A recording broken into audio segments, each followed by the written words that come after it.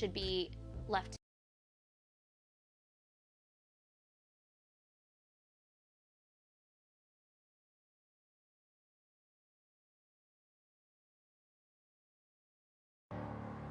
I'm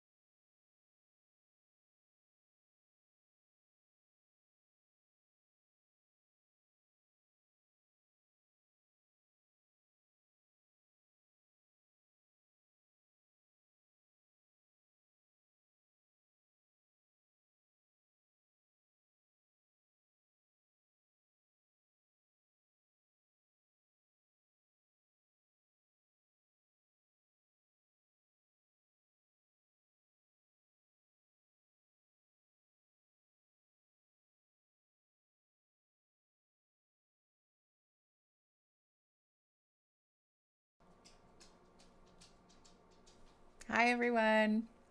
Thanks for coming. Welcome to the stream.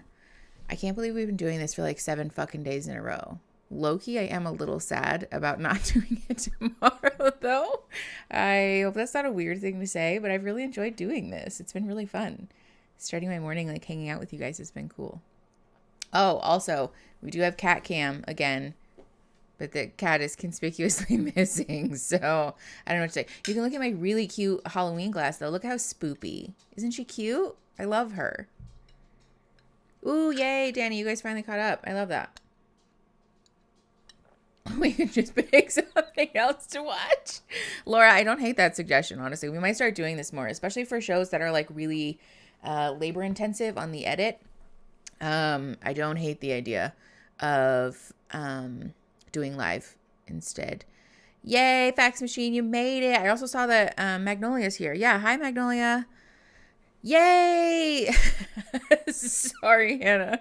I put my phone on Do Not Disturb already. Thank you, Leah, for the trigger warnings. Is this because we're watching episode 7 today? Are you talking about episode 6? Because we did listen to that scene yesterday, which I do want to address, by the way. Give me 1 second to read a text. Ooh, okay, Hannah, thank you. Hi, Christine.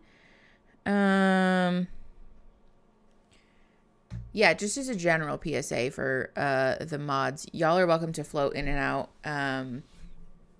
whenever you want or need to. I just appreciate you guys being here, so thank you. My first time being in the live, looking forward to yay, the liberated worker. I love that. Thanks for coming.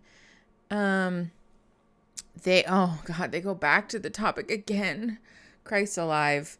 All right, well, love that for me. I do want to address that, by the way, because I think it's fair. I'm sure a lot of you noticed that I was just caught the fuck off guard yesterday. I obviously, people were kind enough to give us the trigger warning, and so I knew that that was coming, but I didn't think that conversation would shape up in the way that it did. And so I want to just like bring some stuff up. I actually had somebody who was kind enough to email me and provide me with some education and some resources. So I want to do a little bit of like resource dispensing, a little bit of educating about that particular topic. First and foremost, the term special needs in the disability community is like very much a hurtful term to use, particularly when it's like centering the experiences of parents of children who have disabilities. Oftentimes because we're like dehumanizing disabled people and like not really talking about their experience. So I do want to encourage people to stray away from that term in particular. The term disabled is fine. And there was another, hold on, I have to figure out how to bring up the email without showing you guys. Yeah, I feel like Netflix should do a better job. Yeah, actually, I feel like that's true. Hi, Danny. Thanks for coming to the stream. I'm happy you can be here live. We were just covering some stuff from yesterday's stream about the conversation that Nancy and Bartiste had about, yes, Magnolia, also differently abled is frowned upon and like a very hurtful term to use. But we're just talking about the conversation Nancy and Bartiste had about abortion and disability and like ableism and things like that. So I took some time. I'm not going to lie to you. It's been kind of eating me alive a little bit, that conversation, because it's just like a contentious issue. And there is like very much the potential for a lot of hurt on like every side of that issue. And so it's made me very anxious that I didn't have time to think through the way that I wanted to discuss it beforehand. But I suppose that's the thing with live content. So I did also want to clarify that the position on this channel, generally my position as a human being and as a clinician, is very much like staunchly in support of people's right to access whatever medical care that they need to, including abortion, because abortion is a medical service.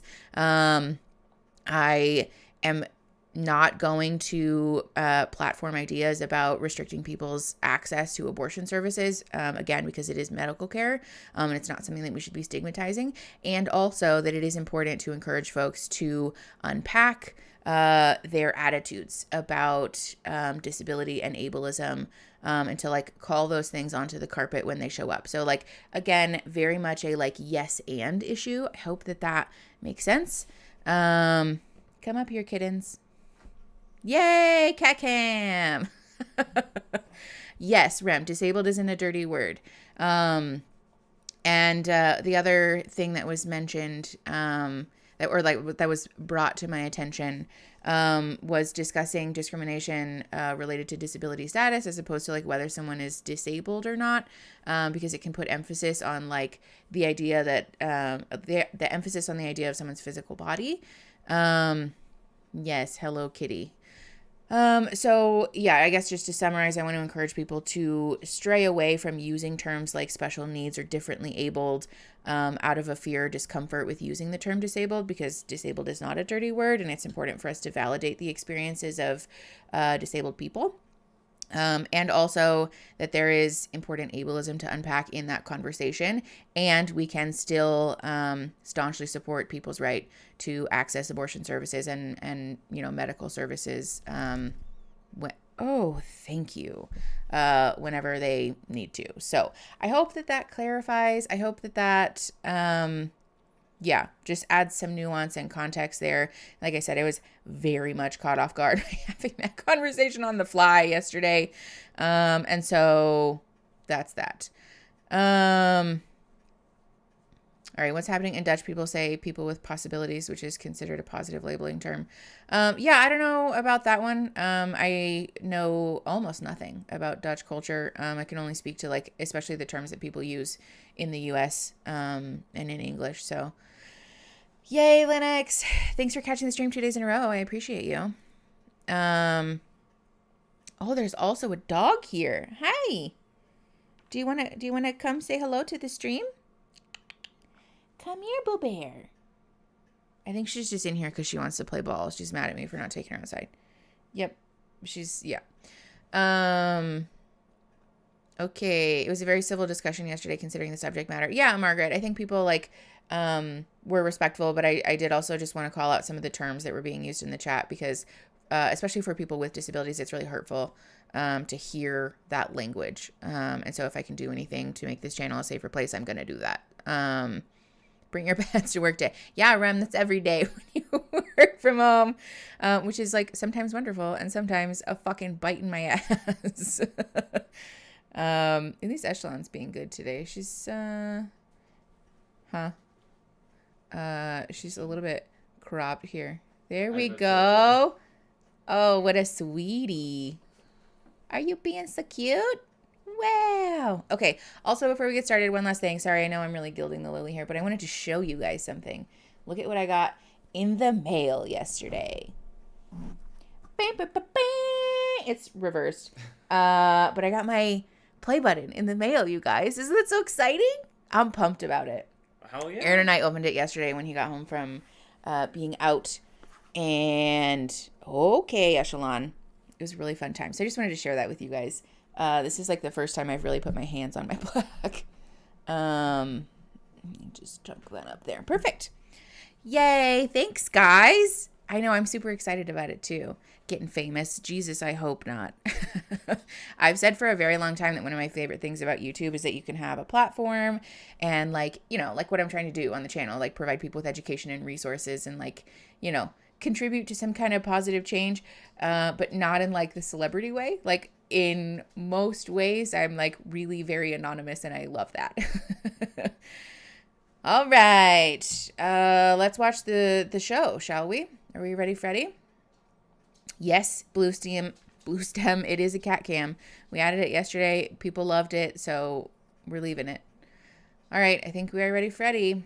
Let's go. We're pressing play on the beginning of the episode in 3, 2, 1. Hi, Kate. Thanks for making it to the live. Yeah, the loaf shot. She's so cute. Don't put your butthole in the cam, though, babes. Ooh, we're fast forwarding 10 seconds because I hate the music. I'm very nervous to have a conversation with Alexa's dad. I want just him don't to know understand that why I'm this for real is and that such a I'm big going to deal. do anything it takes to marry Alexa, and I want him to be okay with it. I don't want there to be animosity, or I don't want there to be objection. I just want to be able to put his mind at ease as best I can, that I don't look at this as a month-long thing. I don't look at this as a 6-month or a year, 5-year plan. This is, to me, this is my life. Okay, really quickly. First of all, the cat's pronouns are she, her, as far as I'm aware. We haven't done the thing where we have her pick her pronouns. So we go with she, her. Second of all, I do want to talk about this exchange, this like needing approval from dad thing, because it's, first of all, very heteronormative and like patriarchal. But secondly, in whatever gender configuration this comes in, either like mother, son, or father, daughter, I'm not speaking prescriptively about this situation, but it can give like emotional incest vibes, especially when it's the idea that like I, as the parent, am regulating somebody else's right to access my child's genitals. This is very problematic. I want to encourage folks who are parents or like folks just in your family systems generally to move away from this idea, especially when we're talking about adults. Alexa and Brennan are both adult human beings who are able to make their own financial, legal, medical decisions, and so I think it stands to reason then that decisions they make about life partners, romantic relationships, relationships generally really, should be something that family, it's not to say that family can't offer criticism, but generally we're supportive in trusting that the adult human being who we are family members with is making choices with the best skills that they know how. The other thing about this that I wanted to address is that, like, especially when parents do this with adult children, it does kind of give the vibe of like, I feel the need to steer your decisions for the rest of your life. And I take issue with this because what we know about human development is that a parent's job is to provide children with tools, resources, support, love, belonging, all the things, in the hopes that by the time they make it to adulthood, either by like the age of 18 or 25 or whatever, that those people, like, they've received all the tools that you can give them from like the parental standpoint in terms of like controlling their decisions. Sometimes it's necessary for parents to control the decisions of small children who like want to touch a hot stove or like do silly kid shit, but if your child's an adult, it's very important to honor that like you have provided them with the bulk of the education that they'll receive from you. And if you still don't feel confident in their ability to make decisions, that's on you as a parent, not the child, for like needing your advice. You know what I'm saying? I hope that makes sense. So yeah, also for those of you who are new, hi, thank you for coming. The video, Netflix, is underneath the overlay that says Netflix keeps blocking my content, because Netflix keeps blocking my content. And so we have to hide it a little bit to not get the stream taken down. It's not a monetization thing because I was happy to leave the money on the table. It's a, like copyright infringement thing where they will literally take the stream down. Where we paused that. Sorry. It's like 58 seconds. We really made it a long way into this video before I had to start yamming on. Huh? Oh, yeah. Another thing, really quick before we keep going. I also wanted to announce, because we've talked about Discord a lot over the last couple of days, we are going to officially launch the Discord in an ideal world this weekend. Oh my God, Echelon's being so cute. What a little BB. I know, Miss Autumn, we didn't really make it very far. But yeah, so in an ideal world, we're launching the Discord this weekend. It will be something that you can access through the Patreon only, because I want to make sure that the size is something that Aaron and I and our mod team can adequately moderate and like create an environment of safety above all else.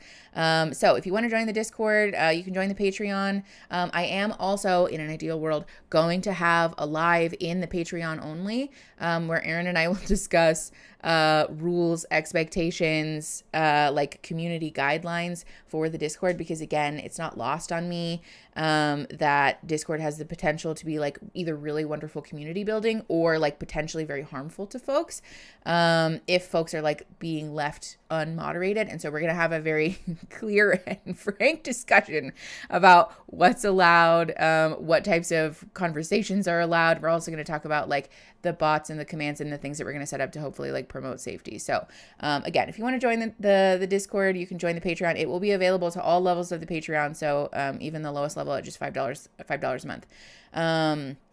So yeah, I figured I would announce that since a lot of you have asked questions about it and we've talked about it a bunch. So that's that. We're at 58 seconds in episode 7. And we're going to press play in 3, 2, 1. I know, Echelon's having her comes YouTuber off moment. Tough on the exterior, but I mean, as you've seen, she's a very emotional person. Of course, she's my baby. I don't want her to get hurt. Yes, sir. And she expects a lot out of life. So she expects just the way we live our life and, live life to the fullest kind of people. Yes, sir. Travel, food, fun, entertainment. And I just want to make sure that she has somebody that can give her, what she's grown up with. I can't promise you today, tomorrow, in a year, I can't give her this. I grew up with no heat and AC in my house. I've worked my whole life to make sure that's not the case, and I don't want that for myself and my family. I think that's part of having not been ready in the past, is I've always wanted to be able to provide those things. I've always wanted to be able to do those things, and provide that to my family and my wife. I can promise you 100%, just like I want to promise her. I'll work every day. I'll work my ass off to give her the best life that she deserves. And I speak my mind. If I see you fucking around and slacking off and not living up to your full potential, I'll tell you. Yes, sir. To me, actions speak a lot, and I want to be able to show you over time.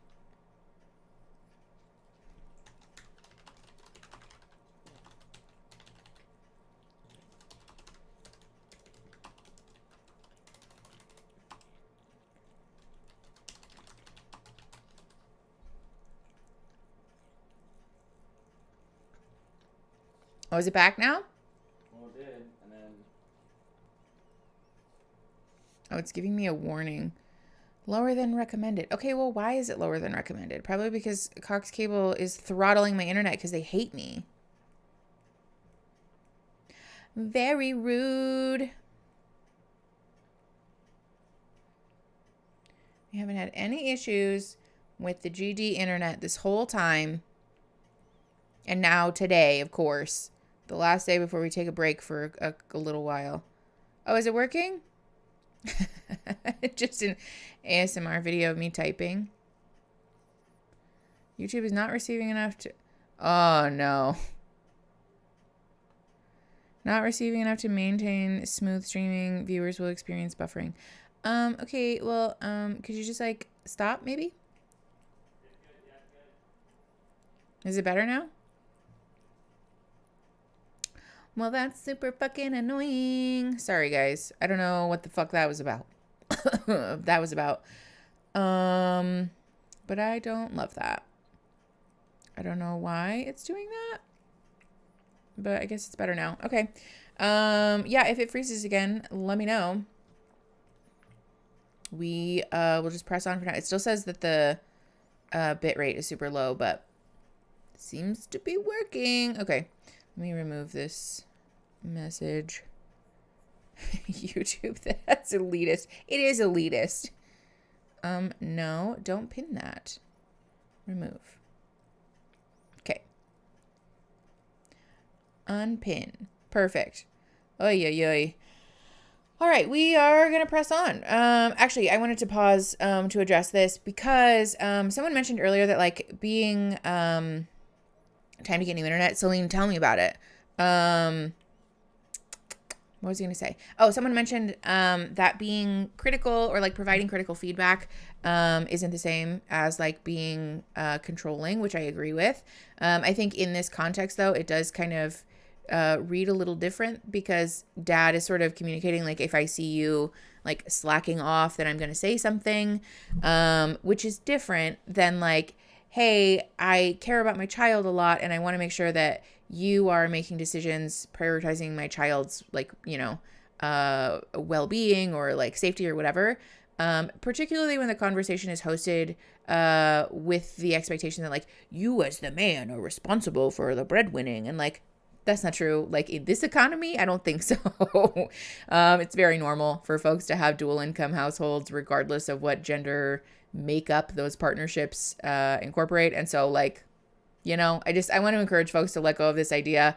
And also that anyone who wants to have these conversations with parents and caregivers about, like, hey, please don't say that, or, like, please don't rake my partner over the coals about, like, if they're providing for me. because like that's super valid and fair and like a healthy boundary if you want to set that, you know. Yeah, advanced, yeah, gender norms in this economy. Come here, Boo Bear. Do you want to come up here? She's just like sitting on the chair. I don't know why she's doing this. Listen, the people want to see you, okay? Oh, do we have Dinks in the chat? That's exciting. Okay. We are going to press play. It's like 2:25. We're pressing play in 3, 2, 1. Life are the same. We have that love for the family with Yay, with hi, our Kat. families, but also be acknowledging of others. Like I said, she does play that Also, tough dink, part. dink, everybody. Inside, she's extremely charismatic about people. She's very soft-souled. Right. My cat and I does do want to see be a that, and YouTuber. That's what I fell in love with her. Okay. So I just want to make sure that, you know, she's in good hands. I'm gonna give my entire effort to everything with her. I mean, she speaks very highly of you, so I'm going by her judgment. I hope that she's making a good decision, you're making a good decision, and you guys live the best lives you can. Yeah, You see, like, live that's a nice thing to very say. affluent lifestyle, and Love that when he's I owning that. thought about Alexa marrying somebody, it's a little bit different than what I thought she would marry, but they 100% have my blessing. He's a great guy. It's the first relationship that I've seen her in where I say, okay, I approve. It's So not really I'm yours to very approve happy of, about but I that. guess that's All right, kind. so there's one last thing. You told Alexa that you wouldn't mind converting to Judaism. Yes, sir. I got good news and bad news. Child of mine. We need to make sure. I got. Scooch, scooch, my love. So I got this so you can bite on something. Oh, thanks. I appreciate that. Which knife do you want? Think of this one. Oh, the Bowie Is this knife? the Yeah. joke that I got some think it guys that'll is? hold you down. I may. It, And I got some tequila. yeah, we'll do a couple shots of tequila first, if that's okay.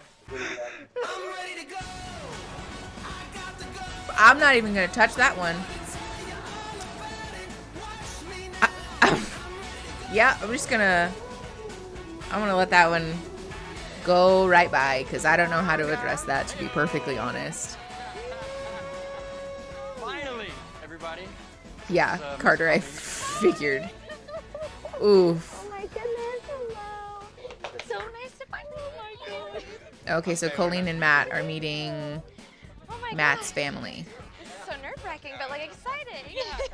We're here. I know, everyone, there's the ring. We haven't even seen that. There he is. Thank you, sir. Yeah, they seemed amused by it, to be fair. Good to see everybody. Cheers There to it is. love. Cheers to it. They look like Weird they to live on see a them, country like, club. Here with a woman Be now. honest. Is this a Of course it Texas is. thing? The like rolling hills thing? Oh, shut the hell up. No, I do not. All right? No, I do not. It's just another one. What is wrong with you? They're joking. They're joking. Okay? They are joking. Yeah, y'all are killing me. So what was it about? Pause. We're rewinding that. Because if they said what I think they said, that's a weird thing to say. Matt was freaking terrifying. Fax machine. I know a lot of people have mixed opinions about the Colleen and Matt situation. I do want to remind folks that the show is like so heavily edited.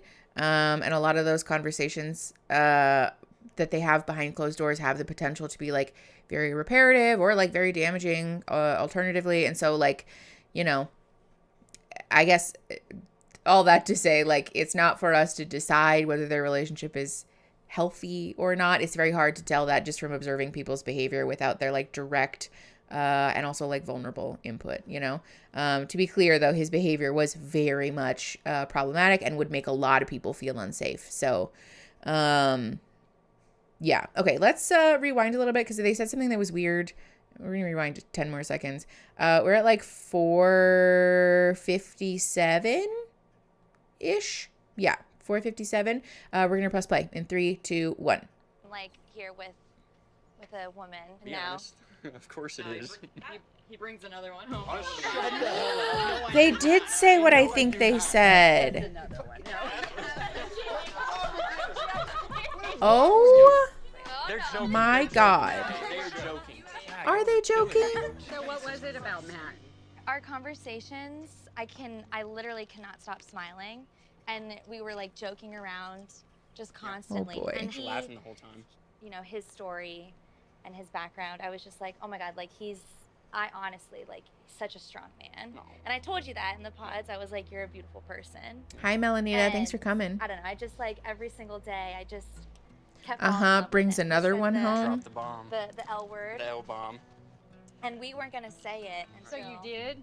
Oh, In yeah. the pod Oy. before you ever saw each other? And then he said it. Took and the then, lead there and and I was just like, okay, I came love out you with too. it. That's awesome. Yeah, I'm not I sure, really Laura, am if so that's happy. I can't stop smiling. pausing. I'm not sure if that's meant to communicate that he brings women home all the time, or if this is a joke about the fact that he got divorced and maybe his family's not super jazzed about that. Matt is the one who got divorced, right?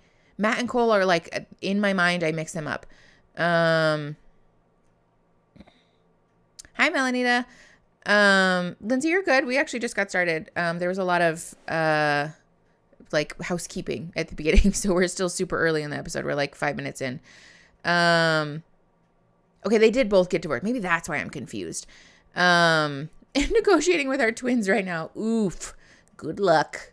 They both got divorced, so it makes sense. Okay, yeah. So I don't know if, cause is Matt's family the ones that are like, that may or may not be fundies, that they're like religious, or is that Cole's family? I can't remember. Matt was in the 10-year relationship. Okay, that's what I thought. Yeah. So I would assume then that he's not bringing women home all the time, and maybe this is shade about the fact that Matt got divorced. Cole and Matt are similar to divorced fundies. Yeah, I am noticing. Okay, I know this is a show, but in what world would you get engaged to someone without saying they love each other? Yeah, that's valid, honestly. I guess we just like throw conventions out the window. Cole is the maybe fundy. Okay. So yeah, maybe I don't know. They just are weird about Matt getting divorced or something. I don't know. Matt's family likes Colleen. Colleen's family isn't jazzed about. Cole's family isn't jazzed about meetings enough. Okay, that makes sense. Okay. I cannot tell anyone apart at all on this show. Same, AV. Hi, Finley. Yeah, they're all straight white men who look the same. I feel that. It's very confusing. I know. Could they do a better job of casting visually diverse people on the show, please? Okay. We are like 5:53. We're going to press play. 3, 2, 1. And that's all I pretty much like asked for going into this. You're smiling, you're laughing, you're having a good time, but what about problems? Because marriage is not always easy. Yeah. That We is did have true. a little bit of a conflict. We had a little tiff. Honestly, he was pretty much done. Yeah. And I was like, I'm gonna That's fight an for you. interesting thing to admit. I've never felt this kind of love, honestly. Honest to God. I think we're stronger for it too. They did do good So we last kinda both season, said actually. we That's a wanna good ride point. Cloud 9 into the marriage. You know, if we were. That was also part of it, yeah. Yeah, if we're this high all the way in and nothing had happened, then I'd be. Is Matt a short king? Right. I don't know. But having Is he? to have a little bit of an issue and walk through it, kind of bring ourselves out of that low, I think was huge. 3 more weeks to keep learning. Every so. day is like a new day. It really Yeah, is. Carter, the Right. first season of Like your Survivor is a whole trip. Yeah, shit. No, very true, very true. Super unique though. It Yes. is. It's so Very. unique. Yeah, Colleen But calling their my argument a mom's tiff swinging, is you very know, it's interesting. natural. You want to be a groomsman? Absolutely. Perfect. Because you are. Yes and yes. Hey, you want me to take your purse so you don't have to sit there and hold it? It'll be back in my bedroom, okay? Thank you. Actually, can I go to the Yep, bathroom? come on. Okay. BRB, guys. I want him to find his soulmate, that person that will walk through life and loving no matter what. Our very I see the small way minor she makes disagreement. him Yeah. smile. And I see the light in his Love eyes bug. that has not been there in a long time. I have so many questions. but- Do not walk on the keyboard, little lady.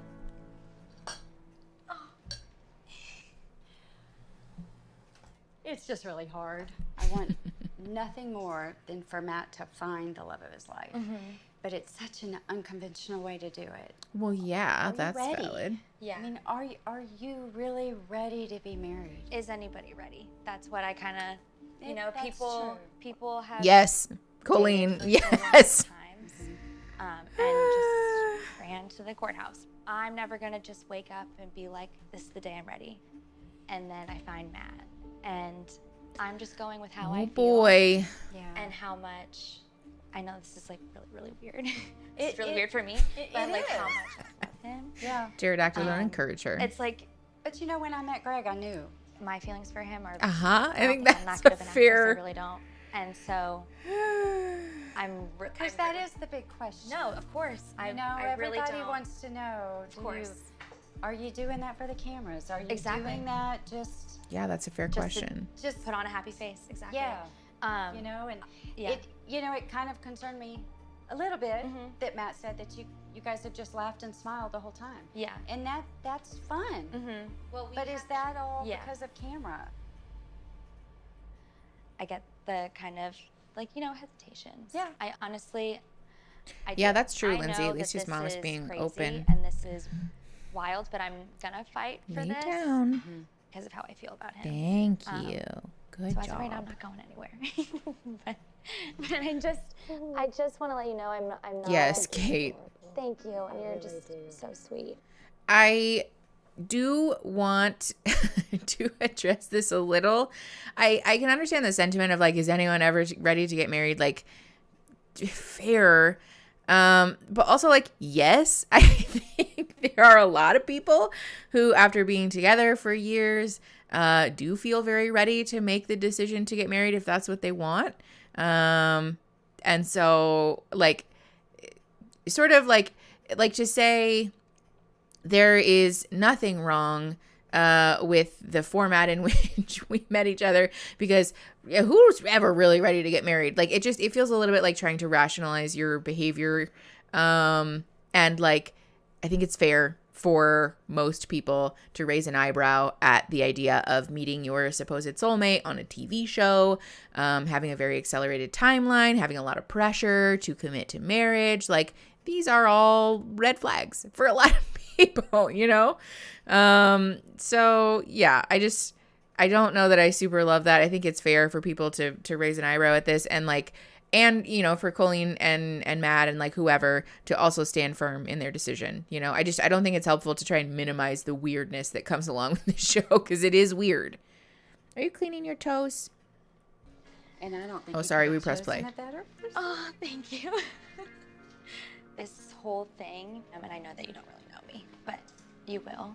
And I could never hurt someone that I love, and I really do love your son. Yeah, Finley, that's a good I point. really do believe that he does love her. And I don't believe it's fake. I believe it's real. Now, whether she'll break his heart, I don't know. The thought. All right, we're pausing again. Yeah, I want to address that. The like, is anyone ever really ready to have kids thing? I think like that's fair, because it's impossible to know what it will be like to have a child before you have your first child. Like we have some idea of that, you know, but like the actual in practice having like a you know, tiny human who needs everything all the time seems like something that's difficult to prepare for until it's right in front of you. But for a lot of folks, cohabitating, having a long-term relationship, experiencing life with that person is something that you can very much do before you get married. And like from my own personal experience, this was something that Aaron and I talked about. People ask you all the time after you get married, like, do you feel different? And Aaron and I both were like, no, like it's the same. We just like have tax benefits now. Our life feels largely unchanged. And so like, again, it's just kind of disingenuous to assert that like, oh my gosh, you could never know what it's like to be married. Like, yeah, you can if you like live life together. And then, you know, just like legally sign the paperwork. It's I think very possible. Okay, so we are at like 9:36. We're going to press play. 3, 2, 1. Thought of Matt being blindsided by Colleen does scare me. Okay, well, Matt Honestly, hurt Colleen. the What are you thought talking of about? Colleen being blindsided by Matt scares me too. And I pray every day for him to have the strength. This country make the music right in the decision background is everything. come that day. What that'll be, I have no Very idea. Joanna Gaines. The last thing I want to do is hurt that man. And that's all I ask is that you love him and that you truly love him. Yeah. And that you give him everything you've got. Oh, Lindsay, love that for you. And just know that I'm always It's here. called Farmers Only. This is Backstreet. this is so, I know, this is really crazy.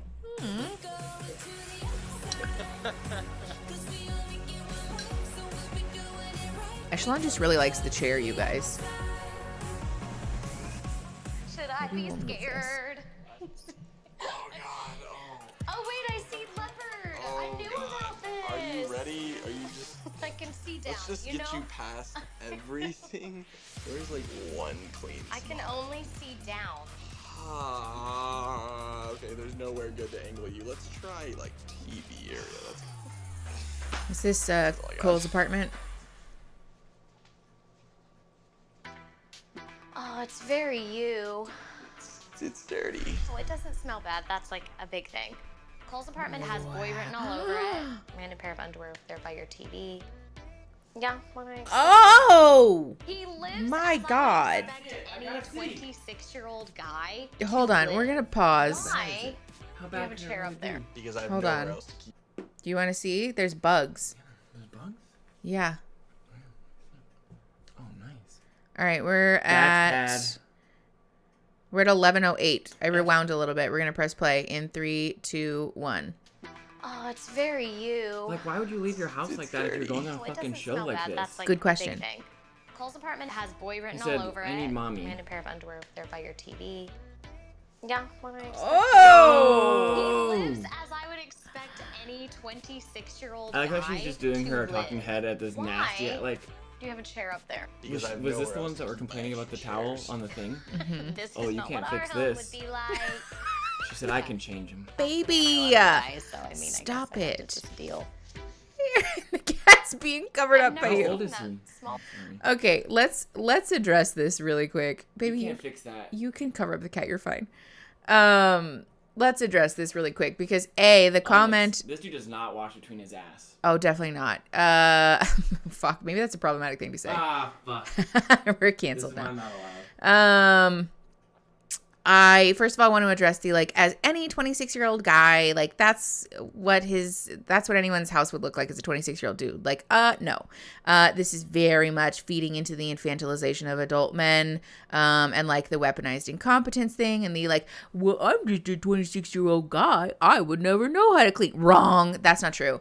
It is entirely possible for people of all different gender identities, and all different ages to have a strong handle on how to maintain a living space that's functional for them, that's, like clean. I also want to be cautious about this though, because like people with a variety of different, like barriers, like mental illness specifically is what I'm thinking of. It can cause your living space to be like difficult to maintain, and so like this is morally neutral, but I think like the attitude of like, oh, well, I just don't know any better, or like I can't do this on my own is a problem. Especially because it's sort of leaning heavily on this like gendered expectation that like men are allowed to be disgusting and women are the people who should just clean up after them. That's a problem.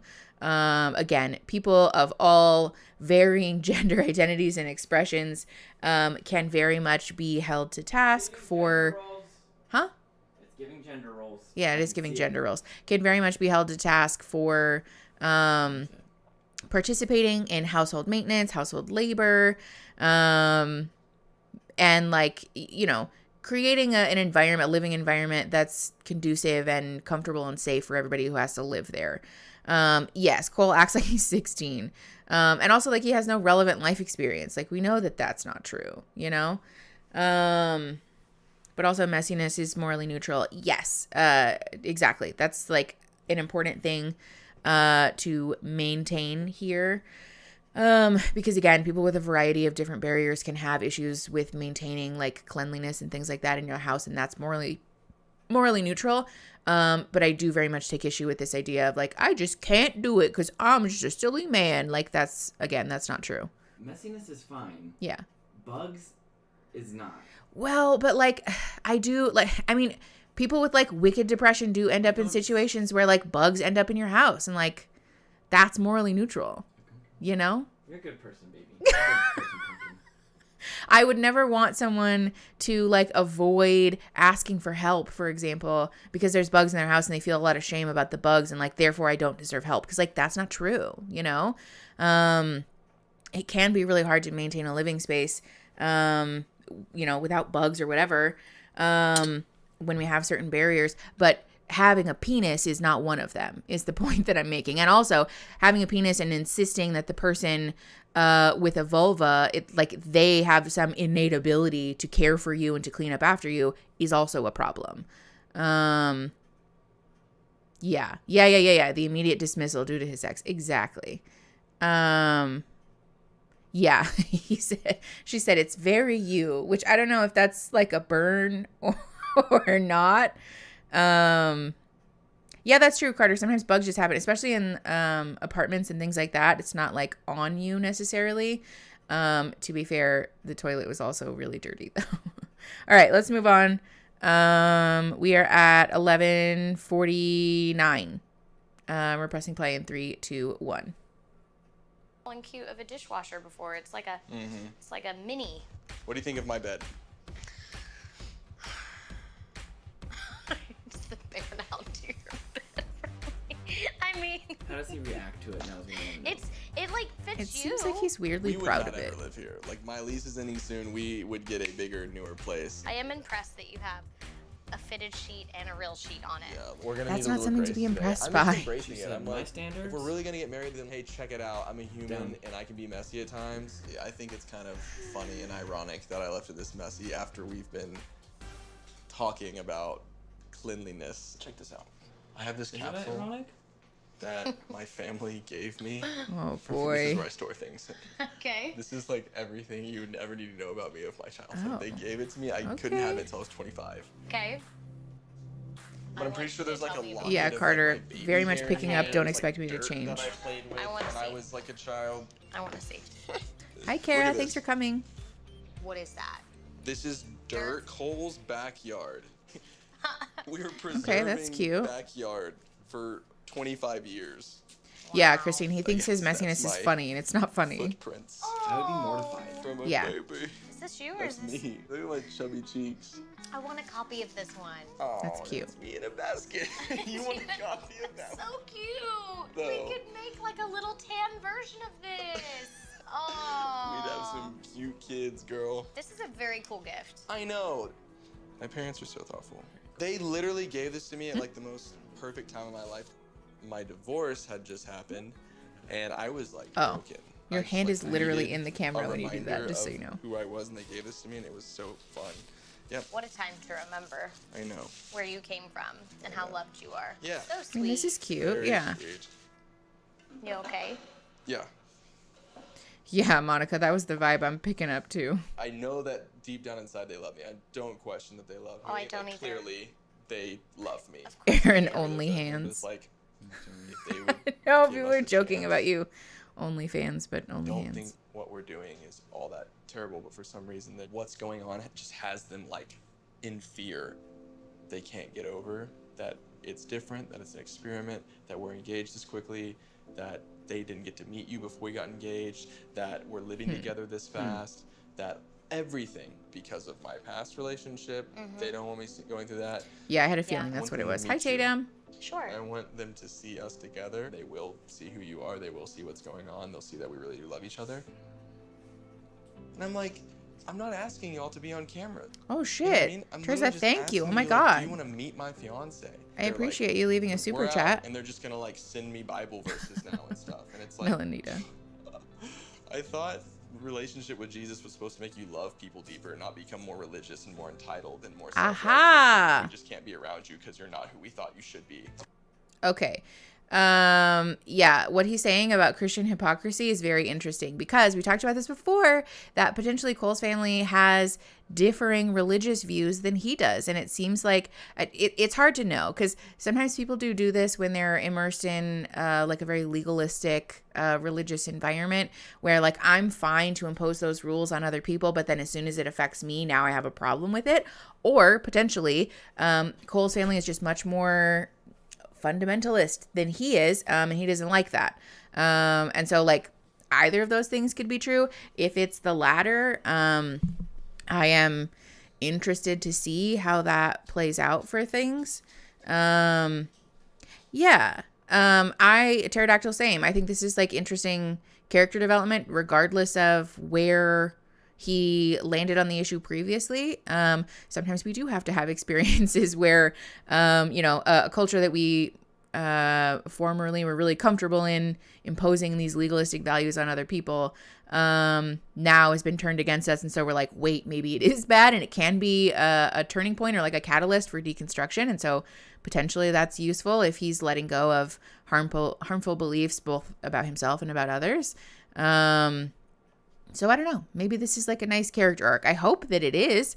I also think this is an interesting conversation to be hosting on TV, because a lot of folks have trauma like this surrounding family of origin being judgmental or being invalidating because of their religious beliefs. And so I'm happy at least that Netflix is sharing this and not just like, oh, they'll come around, because the the sort of like smoothing of the feathers thing is fundamentally unhelpful. And so sometimes we do have to sit with that realization that my family is fundamentalist and maybe they just won't agree with our lifestyle. Lifestyle, as if like Love is Blind is a lifestyle, but you get what I'm saying. He clearly did this to escape or try to heal his whole trauma of divorce. Potentially, Lindsay. It could have been a number of reasons that he joined the show, but regardless, I'm happy to see them discussing that. Okay. All right. We are at like 14:53. And we're going to press play in 3, 2, 1. Like, it's pathetic. I hate to say it that way, but like, it's pathetic. Oh yeah, Finley, that's fair. So I hate that I'm saying that because that sounds really mean, but like, it is heartbreaking.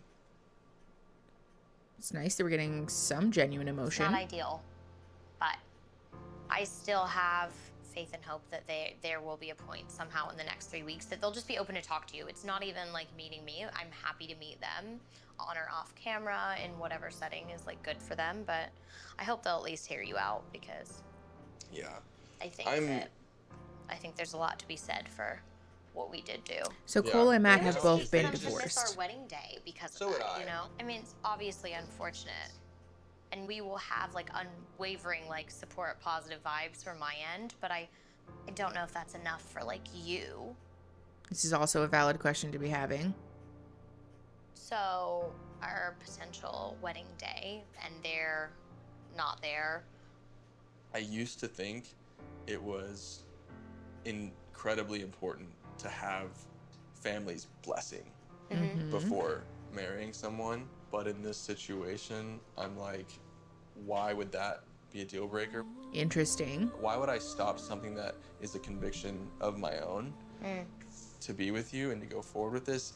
I'm gonna have to be a grown man and continue with what I'm doing with you, with or without them being a part of it.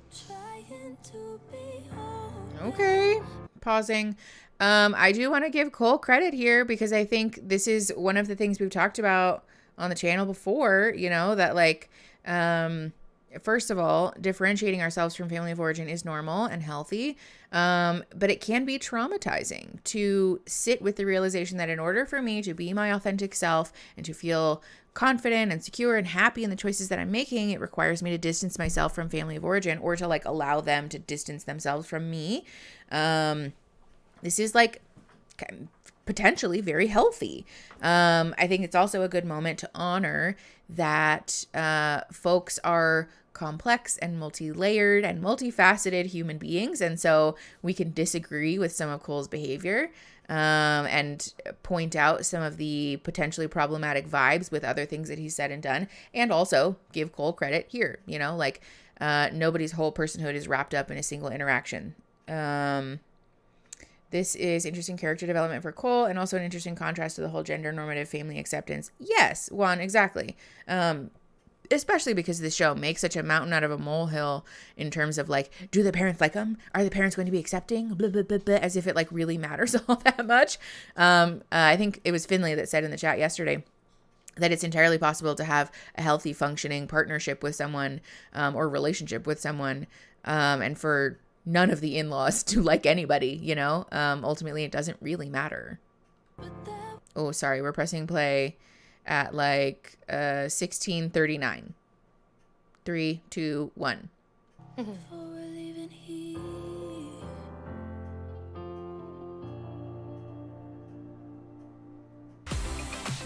Celine, yeah, exactly. It's a very traumatizing experience having your family turn their back on you like that. We got the whiskey for Pops. There you go. Okay. Wine for Ma and Sis. I just want you to be yourself and you show them who you are, because they'll see how happy I am and they'll see how much that we love each know, other. the And that's music what is they care awful. about, right? Yeah. Today's a big day. Nancy's meeting the fam's meeting Nancy, so I really want Nancy to get my sister, my mom, and my dad's approval. We're gonna be, you know, smooth sailing into our wedding. Oh my God. Okay. My greasy fingers. Let me make one of these guys here. My mom's gonna love At Cole's apartment, Juliana, they were just talking about Cole's family. You ready? Ooh, great. Okay. Pause. Content warning for discussions of abortion and ableism, if I remember correctly, in this scene. So if those are sensitive issues for you, very much want to encourage you to mute or, you know, find an alternative activity to occupy your brain. Just be safe, you know, be kind to yourself and what you need. All right, we are at 17:38. We're going to press play in 3, 2, 1. I know, Lindsay, not again. Come on in, Ma. Ay, ay, ay. Welcome in. We're good. Everybody, this is Nancy. Hello, Nancy. How are you? Oh my gosh, very good. Thank you. Oh, you got brushed up, huh? Both of you. Nice to meet That's you. sweet. Hi. How are you? Nice meeting you. Thank That's you. good. Good. Can I see your ring? It's beautiful. I thought it was an opal, but it's really gorgeous diamond. Thank Yeah. you. Yeah, This is a party. We're engaged. Yeah, Juliana, of course. Would you guys have ever gone to Bye, a Victoria. pod and you try and develop a connection and propose? I would. I think it's amazing. It has been amazing. Like he just gave me this feeling of we could be best friends forever. I guess, how do you know it's really love? Valid question. Well, I was very skeptical coming in here. I never thought I was going to propose to anybody. I really have never connected with anybody in the real world like I connected with her. I have grown as a Oh, man. God. I feel like a man now. And I see it. This conversation is worse than yesterday's. I can talk now. Yeah. I can tell you, hey, this is Oh, my you problem. didn't need a speech therapist? No, I didn't need to. I never had a problem with the words. I had a problem with emotions, right? Bye, Celine.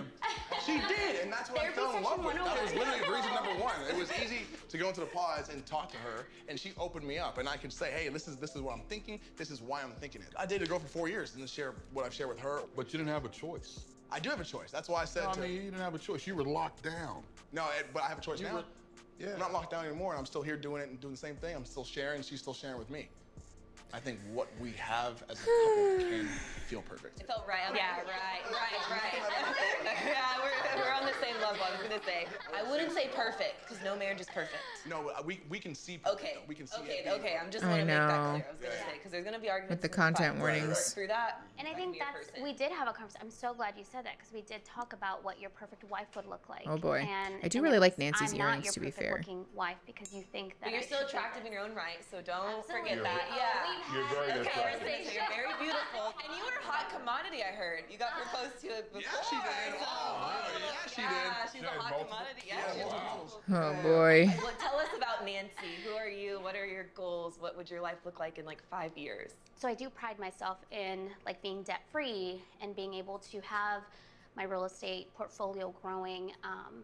And then I also love speech pathology. That was one of our like. Yeah, what about first her kinda, like, perfect disagreements. husband? How come we're not talking about that? My life and experiences are going to be more valuable Laura, to me same. than paying off debt fast. But we talked about it. What I identified in the pause was that if we did ever have a disagreement, she's going to have a level head on her shoulders, just like y'all raised me to have, Yeah. and we can just talk about it as human beings, set the emotions aside, and that's what we've been doing here in the real world. It's easy to communicate and easy to hear both each other's sides, Yeah. even though we're disagreeing. The thing I'm currently working through is the Yeah, Katie, I'm conversation we picking had up about those vibes too. kids in the future. Mm-hmm. If Oh, they're boy, gonna here have it some sort of comes. disability, would we keep the kid? And I was like, hell yeah, why not? And then your answer was the opposite, and I was like, Can I also just say really quickly before we get into this, absolutely a traumatizing conversation again. Why would you fucking bring this up in front of your family? One of the things that can be super, and I can't decide if you like Bartise or Matt the most.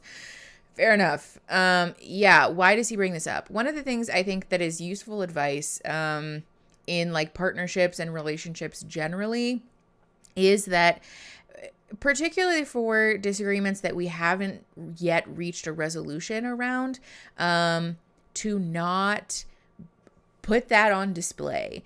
Because oftentimes it's a way for partners to try and like force the other partner's hand into having the conversation before they're ready. But B, because we as like members of the relationship are privy to all of the conversation and like the conflict resolution and all of the like back and forth and all that stuff that happens over time, right? Oh my gosh, Shayna, thank you so much for the super chat. I appreciate you so much. Also, I've seen you here several days in a row. Thank you for coming back. But the thing about this that's important is that like when we are able to like sort of get over a conflict, we, like I said, we're privy to all of the like behind the scenes, like all the conversations, small and large, that happen and help us to like get over the conflict, right? Our families are not potentially being exposed to that. And so when we provide them with this like direct view into a conflict, but they're not privy to all of the conflict resolution, family can have a hard time getting over it. And they sometimes like it changes their view of your partner or partners, of your relationship. And like they might be carrying that around with them. And that might be coloring their perception of your guys' relationship and your partner for much longer than it's coloring your perception. You know what I'm saying? Like they're wearing a different shade of glasses than you're wearing now. Because you brought them into a conflict, but not into the conflict resolution. And also, to be clear, this is potentially like a boundary violation. Like granted, this is different because they had the conversation on goddamn TV. So like, fair enough. But like in regular relationships, if your partner hasn't expressly consented to you airing out your dirty laundry with your family, then I would encourage you to not. And I want to be clear here too. It's not to say that discussing conflict or that you needing space to process your emotions around a conflict isn't fair, because it is. You are very much allowed to do that. However, discussing it in this like open forum fashion is very different than Bartise to like texting his dad and saying, hey, like I had a conversation with Nancy today. I don't know how I feel about it. Can we talk about it? Or like, hey, do you want to meet up and we can chit chat? You know, like that's different than just like, oh yeah, actually we had a fight yesterday. Let's talk about it right now. Let's put it up to the court of public opinion, so that we can bully Nancy into believing the things that I believe. And I'm not saying that Bartise is doing that on purpose or that he's, intention is that, but it can carry that vibe. So generally, I want to encourage folks to be mindful of the disclosures there, because it's potentially a boundary issue. Are you leaving? Okay, hold on. I'm going to kiss my husband goodbye. So we're hiding the thing. Give me one sec. Come here, you. I love you. Right. Talk to you later. Bye. Everyone say bye to Aaron. Okay. Yeah. Secret smooches. Okay, the one free pass. Yeah, the one free pass thing again is just like problematic. We talked about that yesterday. Yeah, Aaron's. Everybody says bye. Bye. Oh, I'll come say bye. Bye, everyone. Thank you so much for watching. I'll be in the chat still as I can. Okay, thank you. Love you. I think Bartise is subconsciously doing it to be placed morally above Nancy. Potentially. People do experience a lot of desire to be morally superior around this issue in particular. Also, for real though, someone said in the comments though, I'm leaving, I promise. There's like no reason for him to bring this up. Yeah, that's what I was just talking about. Oh, yeah. Like, there's no reason for him to be talking about this right now. All right, I love you. Bye. Love you. Oh, sorry for yelling into the mic just then. Yes, Melanita, triangulation. Triangulation is the fancy therapy word for bringing other people into the conflict that it doesn't apply to. And this is very much that. It's also very uncomfortable for family members or friends, for what it's worth, to be triangulated in these situations. Yeah, why lead with that? Okay, we are at 2040. We're going to press play in 3, 2, 1. I'm passionate about this. They're such blessings. Oh, no. You know, it's able just for them to not be here. Yeah. It's just crazy. Yeah. And so I would just really like to talk. Yeah. I only believe that now because of what I've seen. Oh, I was boy. working with kids who had special needs. I specialized with Down syndrome. Okay, I had yeah, kids yeah, that yeah. were medically fragile, so they have all sorts of medical illnesses. And for me, working with so many children and the struggles that they went through, and then seeing their families break down and seeing where fathers were disconnected from the mothers and the family, and almost It's going to be stress as eating though after they this. didn't have a kid. I can't even imagine. Like, I would cry He did set for her up. hours after work. I realized, if this happened to me, what would I do? If I could have prevented that, would I have? I'm not saying I want you to change that. I'm saying that was just a big factor to me. I know you would be open-minded. This is to not that discussion in the future. appropriate.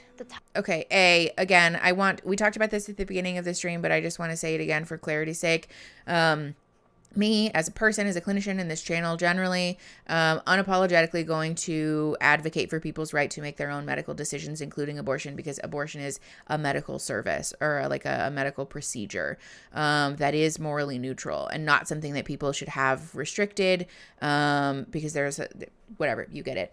On top of that, it is also very important for us to unpack whatever biases and preconceived notions we're bringing to the table about disabilities, about genetic disorders, about all the things that Nancy is talking about wanting to potentially abort a pregnancy for, because Nancy should have the ability to make her own medical choices, and like people generally should have the ability to make their own medical choices around this issue.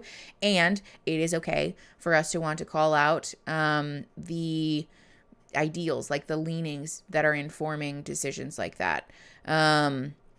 Because this is a very hurtful thing for someone to say. For context, I guess, like, to just clarify, for folks who are disabled and like as a person with an invisible illness, what people hear when someone says something like this is that if I could choose a child, I'm not fucking choosing you, which is inherently hurtful. It also carries the message that like your life as a disabled person, or like if you again are like an invisible illness person, that life or your life is less valuable, which is fucked up. That's a very hurtful thing to hear and say. And so again, we're going to unapologetically advocate for people's right to make their own medical choices, and also that this is a hurtful thing to hear. I don't want to police people's thoughts and feelings. I certainly don't want to police, again, like the choices that people are making or that they should have access to. But I do want to encourage folks and invite folks to evaluate the like underlying leanings there, because this is similar to the issue of racism in that we absorb societal norms and values about disability without recognizing that we do, and we can unconsciously carry them and project them onto other people. So I'm gonna replay crew binge everything. I just wanted to say hey before I click on your first one. Oh yeah, for sure. Thanks, Emmy Kate. Thanks for being here. I appreciate you. The only reason disabled people are a burden is ableism and capitalism and individualism. Yeah, Magnolia, exactly. Was he trying to ambush her with the family to support his views? Yeah, I'm wondering if that's also part of this. Again, I don't want to speak about Bartiste in particular because I can't know what his intentions are, and I think it's unfair to character assassinate someone based on this very edited and curated Netflix show. However, again, just as advice for folks in your relationships not on TV, this bringing family into an unresolved conflict is inherently problematic. It can feel very manipulative to be on the receiving end of, particularly when you're meeting family for the first time. There's just a lot of problems here. Like I don't love this behavior for sure. This is the same guy who said he wants hot babies. Is it? I thought that was Matt. Does he really think he's mature enough to handle children? Fair. this attitude towards disabled people is super unsafe. Yeah, for sure. Yeah, and again, I think I just also want to, whatever, we talked about it to death. Yeah, there is a National Day of Mourning for this. There is a whole, rabbit hole, about, this particular issue, that I want to be careful because I want to talk about it, but I also don't want this section, to be just like trigger and trauma soup for folks. So yeah. I think we've talked it to death. We're gonna keep watching. We're at like 21:52. Yeah, Christine, exactly. Erin and I do the same. 21:52. We're gonna press play in 3, 2, 1. Hi, Alyssa. Thank you for coming. Sorry that you're joining at the most problematic segment. Hopefully, Bartiste lets it go soon. All right, pressing play in 3, 2, 1. Topic of abortion definitely worries me. I wasn't afraid to bring up the topic, but I know that a lot of people don't understand. Although I was sad to see her cry, I was hoping that they would understand why I have my own beliefs. Obviously, we feel very strongly about it, but I understand where you're coming from. But if I had a husband that wanted something different, I would be the type to talk about it. And that's what being married is about. It's talking about things and working through them. And I like the fact that you'll respect your future husband's perspective and work through it. Yeah. Yeah, let's use the term disabled, please, not special needs. Decision to make. It's my decision to make, and I know Nancy a lot longer than what my sister and mom and dad know. So it's on me to go from here. Yeah, it's not his decision ultimately. Maturely understand what happened tonight, but also weigh what has happened up until tonight, where I've fallen in love. Nancy's fallen in love. I know that they can love Nancy the way I do, but seeing my family react the way they did with that information, this is the biggest thing for me to have to get through. Okay, this again. Oh, it's so problematic because essentially what I heard anyways, is that Bartiste wanted to understand how his family would view Nancy with that information. So he brought it up. Yeah, Issa, of course. Bartiste brought this up for the purpose of seeing how his family would respond and is now therefore questioning whether he can work through this issue with Nancy or not. I want to be clear. It is entirely fine and wonderful and healthy to care about your family's views and feelings about your partner. There's also a lot of nuance here because, for example, your family not liking a partner who is like abusive to you makes a lot of sense and is something that we should like listen to, you know? But also sometimes family doesn't like our partner because of like, look what's happening with Cole's family, because of their religious views, which we can, I think, honor is like not a super kind reason to say that you just automatically dislike a person.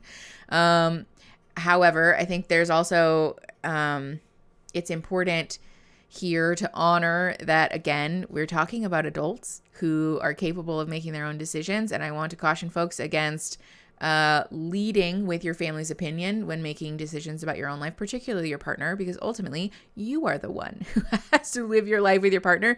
You are the one who has to feel comfortable and happy, and also has to have the buy-in in that relationship. And so your family can like or dislike your partner, but ultimately, if your life decisions rest on the approval of your family, you're going to potentially run into some issues there. Wow, it's like he thinks he has rights to the whole other person thing. Yeah, it does kind of carry that energy. Let me see. How would his family feel? Yeah, Becky, I'm curious about that too, if Bartiste led with that. Lindsay, yeah, that's what I'm saying exactly. Like, but what if they hate gay people? Like, that's not a valid reason for you to disavow a relationship with your partner. Or like, everyone is entitled to make their own relationship decisions, but it would be super fair to say to your family, like, you can shove your opinion. I don't care what you think about me and my partner. You're welcome, Pterodactyl. Learning about the social model has been very life-changing for me. Oh yeah, I love that. Thank you, Magnolia. Yeah, shout out to Magnolia for educating folks in the chat. I appreciate you. This is a contentious issue for sure. But again, I do just want to encourage folks. Thank you, Hannah, for being here. I appreciate you so much. Everyone say thank you to Hannah. I do just generally want to encourage folks to practice making your own decisions about life and partnerships, and maybe like taking influence from family if you feel it's warranted, but also giving yourself permission to ignore that if it doesn't work for you. Okay. So we are at 23:21. We have not made it very far into this episode. We're at 23:21. I'm going to press play in 3, 2, 1. I hope it works out for you. You're a good person. I like you. I really like you a lot. Thank you so much. Bye, Hannah. Love you. 12 days until the wedding. That was so fast. Oy, oy, oy. Think your friends are gonna grill me today? Like a steak on the Yes, Barbie. Tori, thank you. Not differently abled either, just disabled. Oh my God, I would run, but my dress is too short. I have amazing best friends that I've had since I was a little girl, Aw, sisters fun. to this day. They're gonna do their best to ask questions, investigate, and they're gonna tell it like it is. Like, I wanna see the outcome. How's he gonna do? What are they gonna say? So you're ready to get... Okay, I love this. I want to talk about this because I think this is super healing for a lot of folks who have contentious relationships with family members to see. I super want to validate like chosen family and family that's not like family by blood. Because a lot of times society pushes us this message that if they're not your like family of origin, then it's not real family, and that's not fucking true. A lot of the work that I have helped folks do in therapy is in exploring chosen family and finding chosen family, and also validating that your chosen family is your family. And this includes best friends. This includes, like people who you've known for your whole life and those types of things. Yeah. Chosen family is the best, and it can also be very, very healing when we're working through letting go of family members and family relationships that are toxic or traumatizing or just like can't be saved, for lack of a better term. And so, yeah, very much want to encourage folks to honor that your chosen family is still very much your family. All right, we are at 24:13. We're gonna press play in 3, 2, 1. Married. Ooh, I'm curious about this conversation now, Destiny. Okay. Do you think Raven's the one? I know she's the one. Why? One of the things I really like about her Yeah, is I Emma, always of told her course. that you're like deep, like you're not like surface level, and I think that's where our emotional connection started from. I just think that when I picture Raven's ideal man, I thought you were gonna be maybe taller and like athletic on that sense. I did not get Nigerian vibes at all. I've heard like Nigerian culture is like super traditional. Oh boy. Like, they usually marry Nigerian women, so like Raven is Nigerian women. Raven is way over there. All way over there. So if you're expecting 8 meals when you get home and all your clothes folded up, like she's a career-driven woman. She probably won't Okay, be that's home by valid. the time you get home. Is that gonna be okay with you? I See, like, think this it's gonna editing be a is match so made in heaven, annoying. Really. Like, Oh. No, I'm serious, because as a wife, I want her to be like my partner, like Okay. equal. I want her to be really the person she is. She's a very driven, like goal-getter kind of person, and I really like that about her. I want a Okay, family love where that. we have everything we need, and we also raise our kids to be able to like be like their mom, really. Aww. That's sweet. That was cute. Yeah. I am really You don't nervous. need Yeah, I'm super I mean, I confused do by the like- tall comment. Or the I do athletic think comment. The cultural thing is big for us. Like he. All right, pause really quick. I do just want to address that. We thought that you would be like athletic and tall and whatever. the title of the show is Love is Blind. Like, she didn't pick him based on his looks. She literally couldn't. And also, just to be clear, you can't tell whether somebody is athletic or not just by looking at them. This is an idea that is inherently rooted in fat phobia, and this idea that if you're not a thin person, or you're not a person who meets what we think of as the stereotype of athletic, that therefore you must not be healthy or fit or whatever, and that's not fucking true.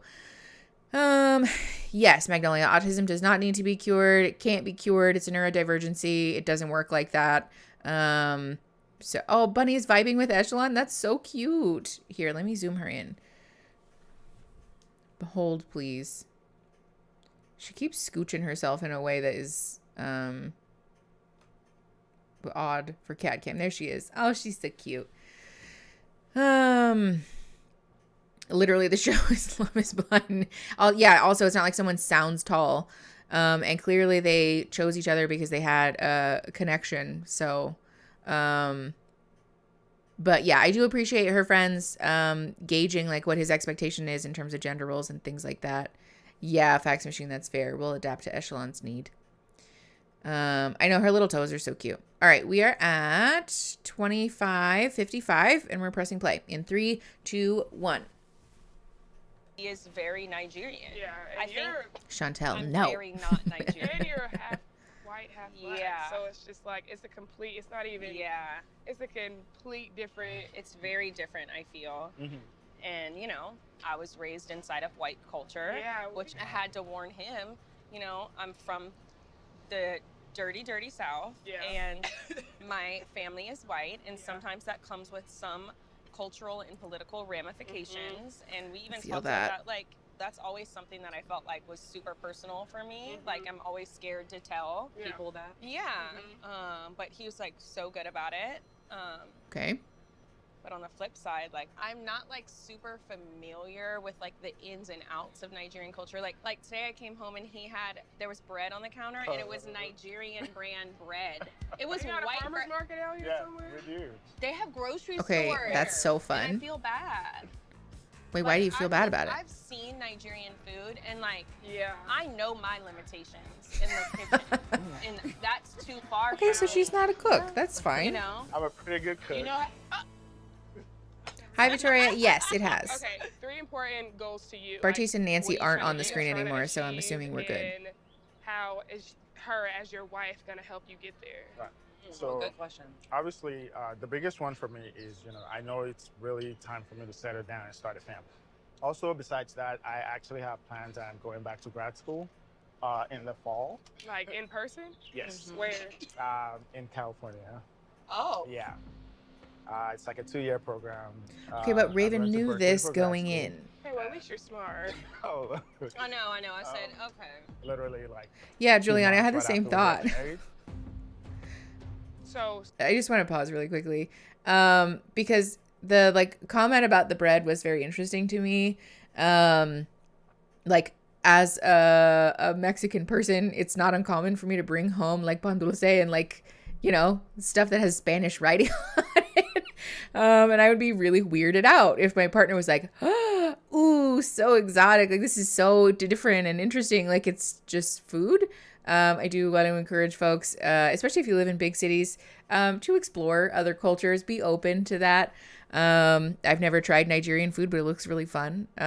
So not only can you learn a lot about other people and stuff, but also this is the reason why people who typically, or people who go to college typically become liberals and leftists, because when we expose ourselves to other cultures and, beliefs and, just people, that we become a lot more tolerant and, open to validating the experiences of others.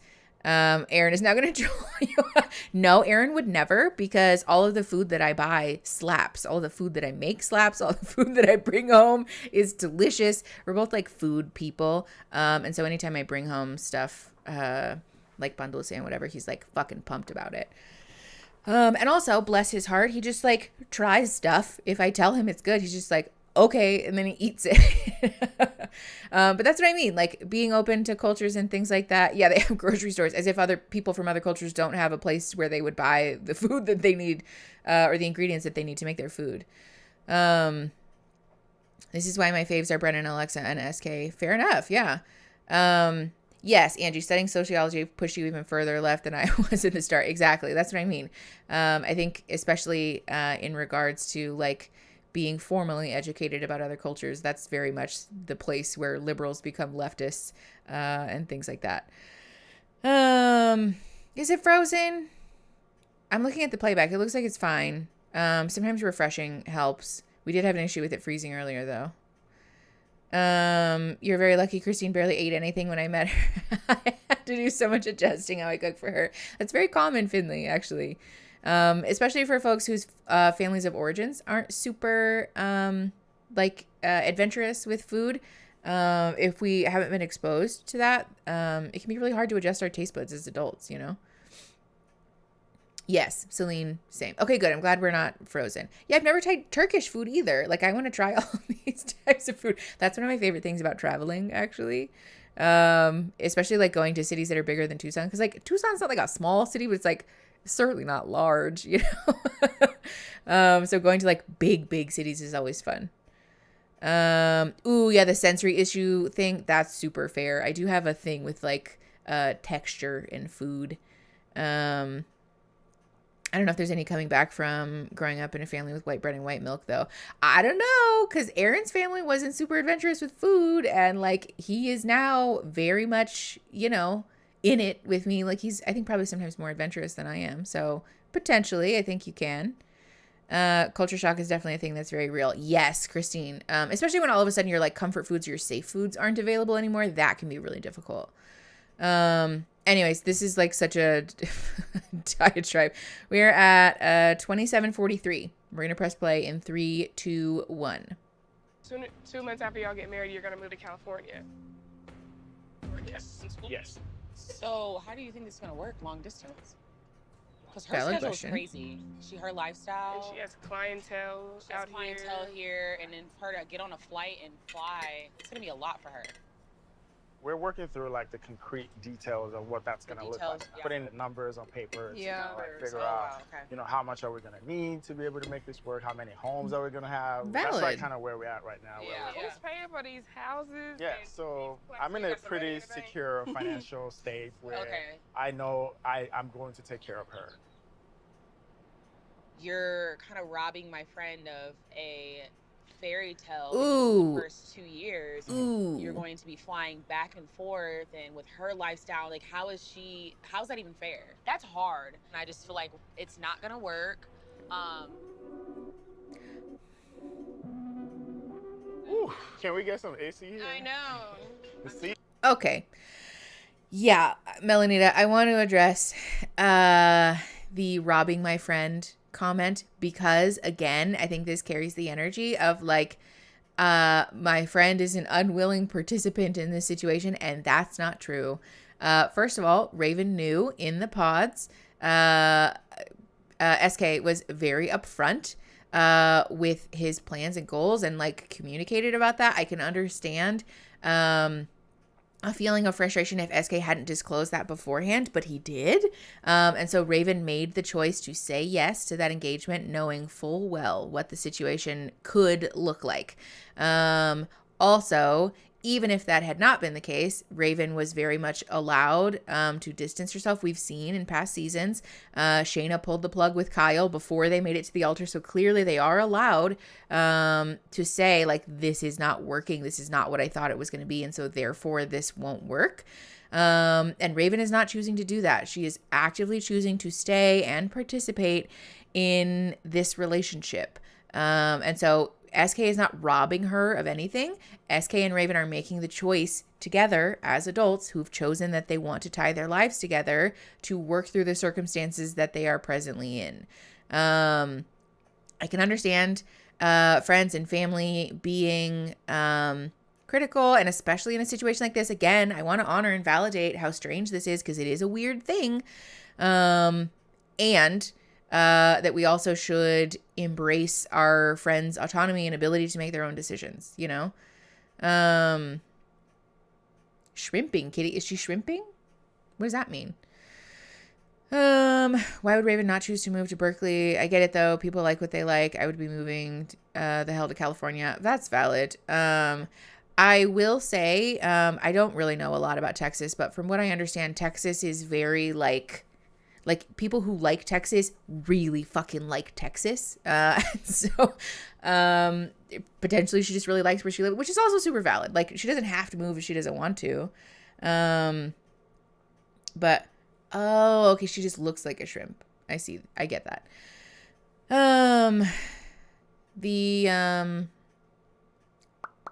Yeah, what was I looking at? Please try Turkish food. You'll love it. If I can find a place that has Turkish food that is like, you know, authentic and good here in Tucson, I will do it. But yeah, I just like the particulars of their arrangement, in my opinion, are like irrelevant to me because it's not up to me. But I do just, you know, take issue with this line of questioning because again, they're both like consenting and willing adults. Okay, we're at 28:48. We're gonna press play in 3, 2, 1. He's hot. Blood in the water down the drain. This isn't happening. What's 32 weeks a year? Somebody wake me up. It's just, I'm not sold. I don't know. I'm still kind of skeptical about how this is going to work. Yeah, same. The travel, I just don't think it's going to work. It's going to be too much. It's like not a very kind thing to say. I do see the qualities that, you know, that she could like, you know, and I do see why they ended up choosing each other ultimately, but I just think, you know, she's a beautiful woman and he's just saying yes. Yes. You know, it's going to be a rocky situation. Okay. It's going to be rocky. I know. Okay.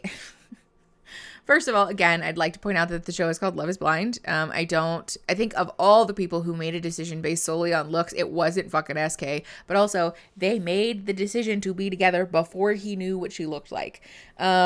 Second of all, I also just want to talk about like the boundaries here because, again, expressing like a critical opinion or fears or frustration about relationships and things like that sometimes is a very useful thing for family and friends to do, right?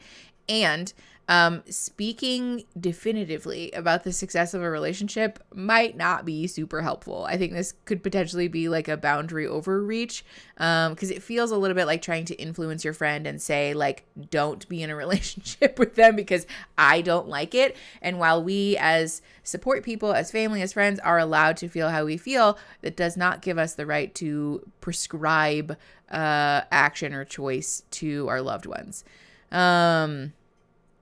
It just, especially because like you are not the one who's going to live her life. Ultimately, she is the one who has to live her life with SK and their partnership. And if that's something that Raven is comfortable with, then it's something that Raven is comfortable with. It's not for other people to say. Not saying what they mean. Why are they lying? Why can't they just say, oh, I'm not willing to be an authentic friend. This is why I can't trust people. I don't know that they're necessarily like not, I think they are probably being relatively honest. It's hard to tell, obviously, because again, like highly edited and curated Netflix TV show. I do feel the same way about what I've seen with SK being a yes man and on the flip side about Raven being less accommodating. That's valid. Again, I just want to speak about this generally in terms of like relationship boundaries and norms. Because again, like speaking definitively about your family or friends relationships is like, first of all, like impossible to do. None of us know what the future is. But second of all, also not potentially very helpful. I also want to highlight this too in the realm of like being a validating person for when a friend or partner wants to leave a relationship. Because when we have been like very critical and judgmental and maybe not created a safe space for our partner or a friend to speak about their partner, it can be harder for them to then come to you and say like, I was wrong or this relationship isn't working. And so it also can cause like less trust or communication or like open communication in the relationship. So, okay, we are at 29:29. We're going to press play in 3, 2, 1. That's what I'm scared about too. Yeah. It's a lot. as long as I've known her, she hasn't really been in a committed relationship. So I'm just not really sold that This is it. she's gonna settle down. I think he's gonna get his heart broken. I can't, it's just too much. Never wanna guess, I know I never saw it coming. Yesterday you were my world and now we're stripped to nothing. Okay, this music's driving me nuts. This isn't happening. Oh boy. Fast forwarding through the music. We have the windmill, but it doesn't do anything. Okay, Alexa It and doesn't Brennan. mill the wind. Mill the wind? No. The it's Billie not Eilish mill the wind. knockoff. I know, Mm. Juliana.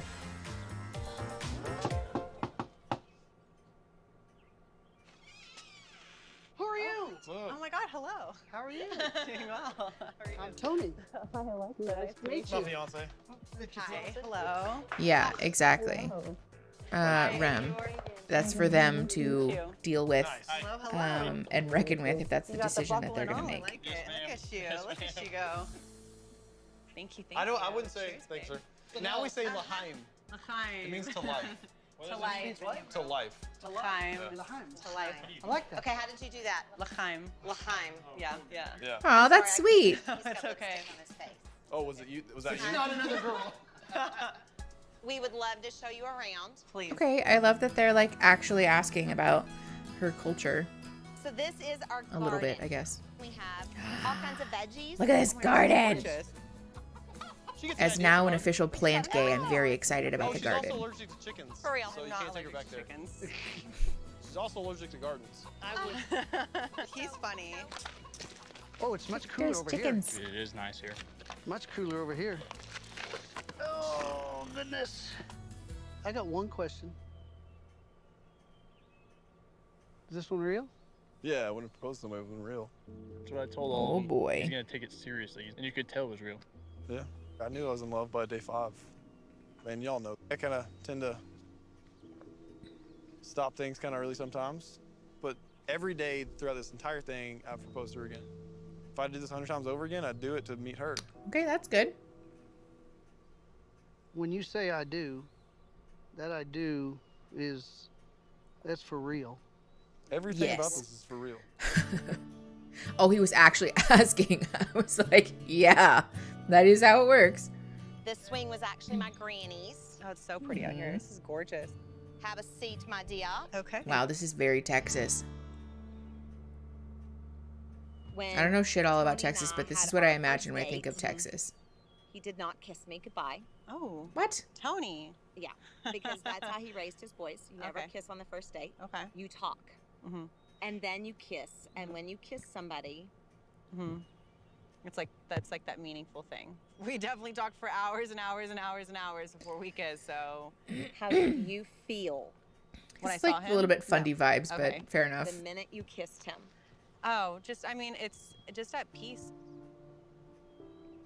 Okay, Like this I saw is forever good. in him. I didn't just see like, you know, the right now. He is just the sweetest human being like I've ever met. He just has this heart. Yeah, you Never- just kiss someone whenever you never, want like, to, seen it as long as you're both wanting that and feeling okay As a about teacher, that. I look back on it now, and as a mom, I look back on it, and the one thing I want my children to understand is that life is about the goals that you set. What are your, as a person, what are your goals for the Juliana, next super 5 years? valid. And I want us to be like parents more than anything. And no matter what like that financially like looks like, I want our kids to have 2 parents, like not just, you know, not just a mom. I want them to have like a dad too. Money comes and goes. Yeah, it does. Yeah, I mean, I've But- seen it with my dad, so. Life is crazy. Yeah. Right before he left, Just speaking in his dad platitudes, was but in okay. the hospital Ooh, for why 6 am I days. blurry? Oh, really? And he couldn't come because he runs. There we go. He gets scared. He loves deeper than deep. Mm-hmm. And he never wants to hurt anyone. Yeah. He doesn't, See, I'm like, don't know which Yeah. way this is going. but he gets scared. I'm very curious about when people's families say stuff like this to them. Like, is this supposed to be helpful? You know what I mean?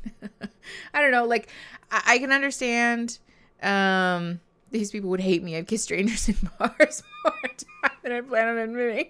Okay, love that for you, though, Celine. That's so fun. Which is why I think it's super important to honor that physical affection and closeness and sexual affection, honestly, even, is not like a thing that should only be reserved for marriage. Like, it just, there are so many different ways to connect with people, and like physical intimacy can feel good, you know? There's nothing wrong with that. Also, it's a kiss. It's not, you know, like you're touching someone's genitals in a bar or something. Yeah, exactly, Isa. My son may seem like a good guy, but like, why would you say that? I can understand wanting to like be honest and like suss out what someone's intentions are, but like also, like, are you just prepping her to get her heart broken, basically? Like, what does that mean? Okay, what's happening? I would be very concerned if I knew my spouse couldn't emotionally handle visiting their parent in the hospital. Yeah, I mean, that's fair. Maybe she's saying this to help with conflict. Oh, Kitty Pip, that's fair. Actually, that's a good point. Maybe she means like run metaphorically and not run physically or like literally away from relationships. I hope that's what she means. But also too, like, maybe that warrants clarification that like he is a conflict averse person, or like he will retreat in conflict, or like if you guys have arguments or whatever. But not like literally will run away from you in your relationships. Because I very much took that to mean that he runs from all of his past relationships. I think the parents on the show just don't want them to marry for a reality show, so they try to discourage them. Yeah, that's valid. I could see that being the reason behind it. Okay, we're at 34:24. We're going to press play. 3, 2, 1.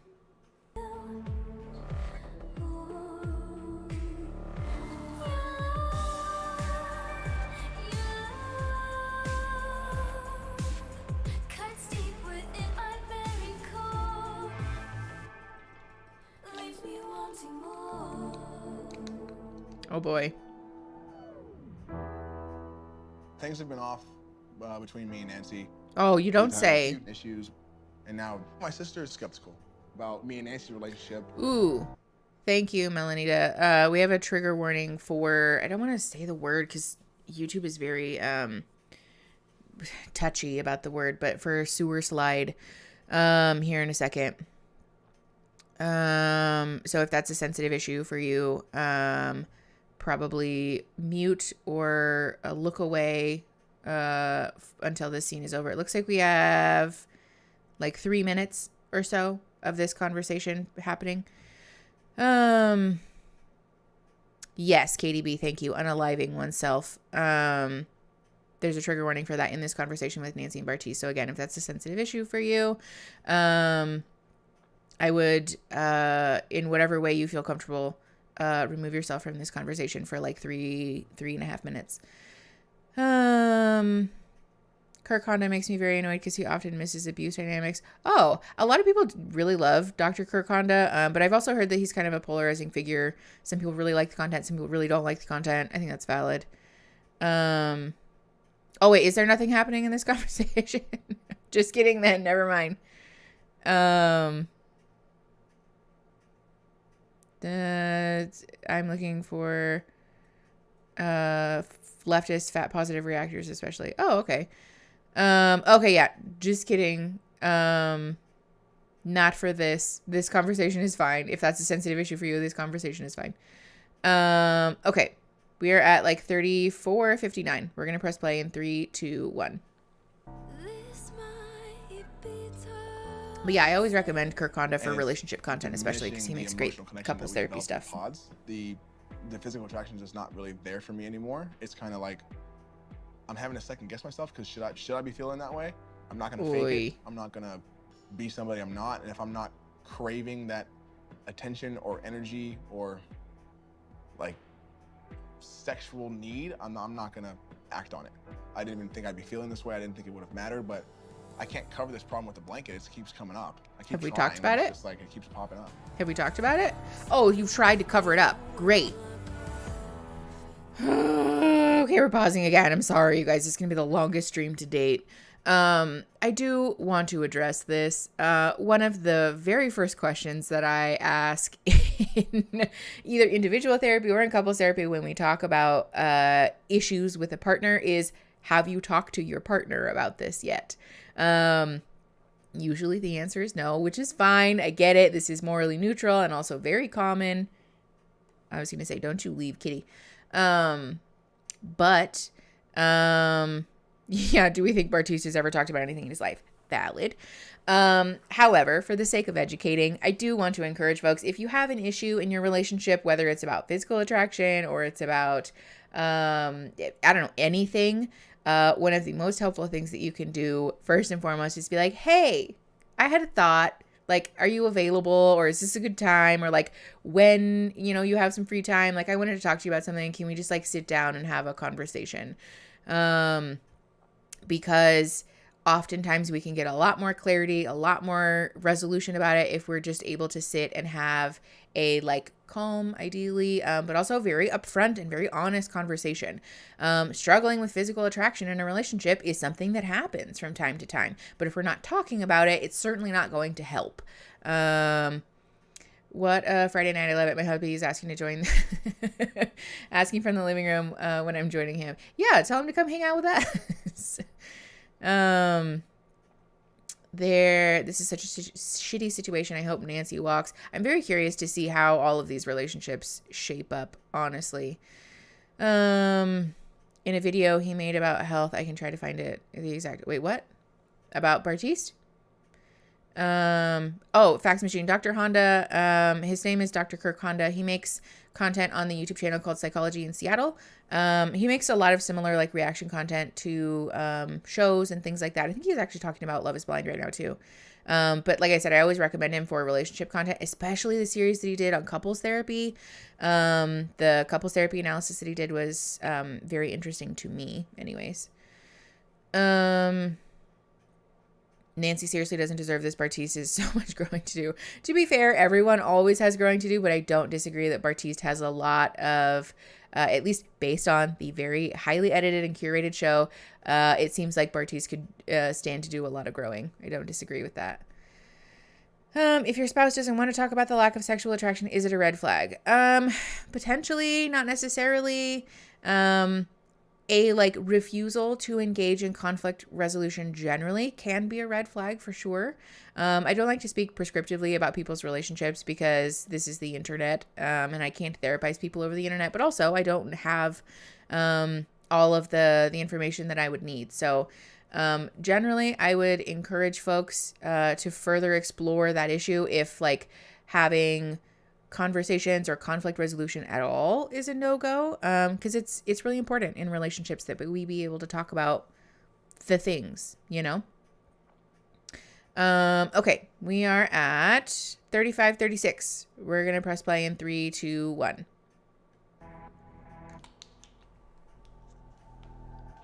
I've been sensing that something was off. Oh boy. Feels hopeless, but I'm hoping that something's gotta give. Are they not even going to say goodbye to each other, or is this like an edited thing? Oh, Nancy.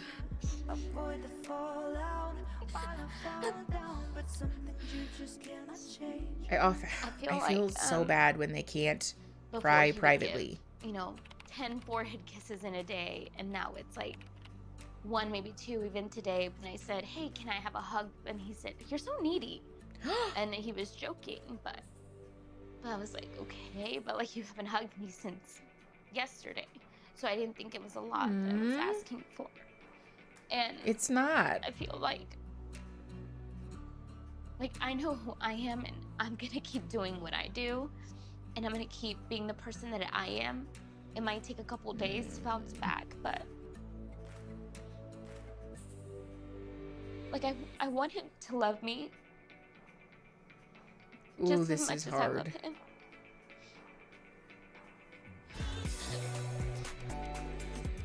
This again is such an important moment to honor that your needs in a relationship are morally neutral.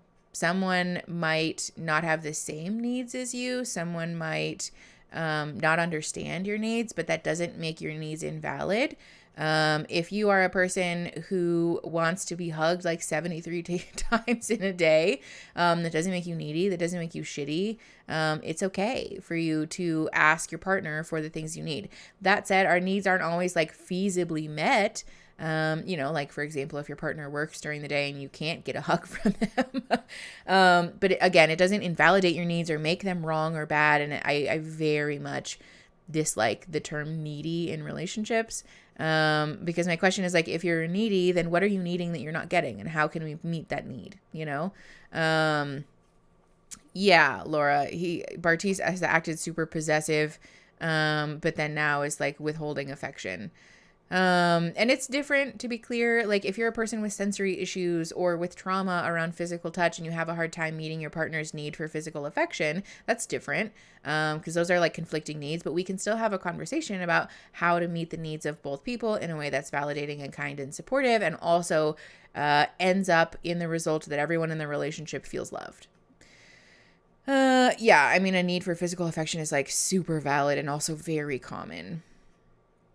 I have an inherent distrust of all cis het men as romantic partners, just waiting for another bi ace who gets my demi romanticness. That's super valid. A lot of people have trauma around like hetero relationships, so I think that's super fair.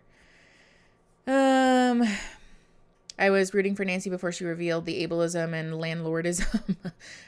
She definitely deserves better than Bartiz. Yeah, and again, I think this is also an important moment to honor that while I may disagree, or we may disagree, or people may not agree with some of Nancy's views about things, that Nancy is still a human being who's worthy of love and belonging and deserves to be in a relationship where she feels loved and cared for and like a special little speck of stardust, because she is, like we all are. Somebody actually yesterday, I can't remember who said this initially, but they were talking about an activist that they follow who says that your worth is your birth. And I think that's like such a wonderful thing to internalize for all of us, that like your worthiness as a human being is not based on some set of conditional factors. It's just based on the fact that you're a person who exists and you deserve love and belonging. Again, like I may not agree with all of the things that Nancy said, but she does deserve to feel loved. Yeah, thank you guys for reminding folks. If you haven't liked the stream yet, like the stream. It helps us find more lovely human beings so we can talk about relationship skills and stuff. And I appreciate you, all of you who've already liked the stream. All right, let's keep going. We're at 36:50-ish. Yeah, 36:45. 36:45. We're gonna press play in 3, 2, 1. Also, yeah, happy Ace Week, everybody. I hate crying.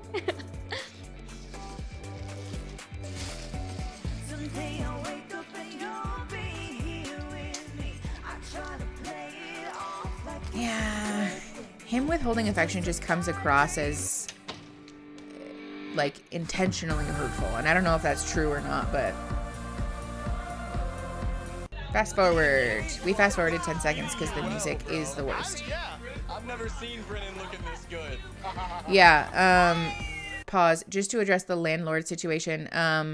The reason that a lot of folks are frustrated, myself included, by people like buying up a bunch of residential property and becoming landlords and then renting them out or using them for Airbnb and stuff is because the likelihood or ability for folks who aren't independently wealthy to buy property is like rapidly disappearing because investment like property owners and stuff will buy these properties and then rent them. And so there's already a housing shortage and housing crisis. And so when people buy up multiple properties and then rent them out, it prevents other people from buying those properties and then achieving like home ownership, which we know from the research can improve like a number of different factors for like child rearing and like stability for families. It like manifests in a lot of positive outcomes being able to own a home.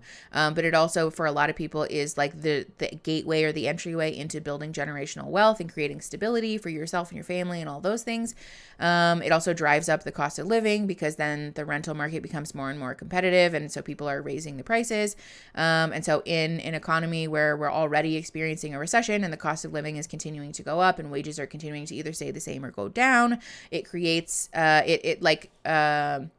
adds to the disparity that already exists and further widens the gap in that regard. And so it just like participates in a system that's already oppressive to folks. And again, like the compounding factors here for racism, sexism, ableism, like all the other types of discrimination, again, just further compounds and widens that gap. And so a lot of people don't look kindly on landlords and things like that for those reasons. I hope that sort of succinctly it's a very complicated issue, but like especially in America, where like the disparity is really, really pronounced now. It's something that's useful to be aware of. Okay, we're at 37:31. We're gonna press play in 3, 2, 1.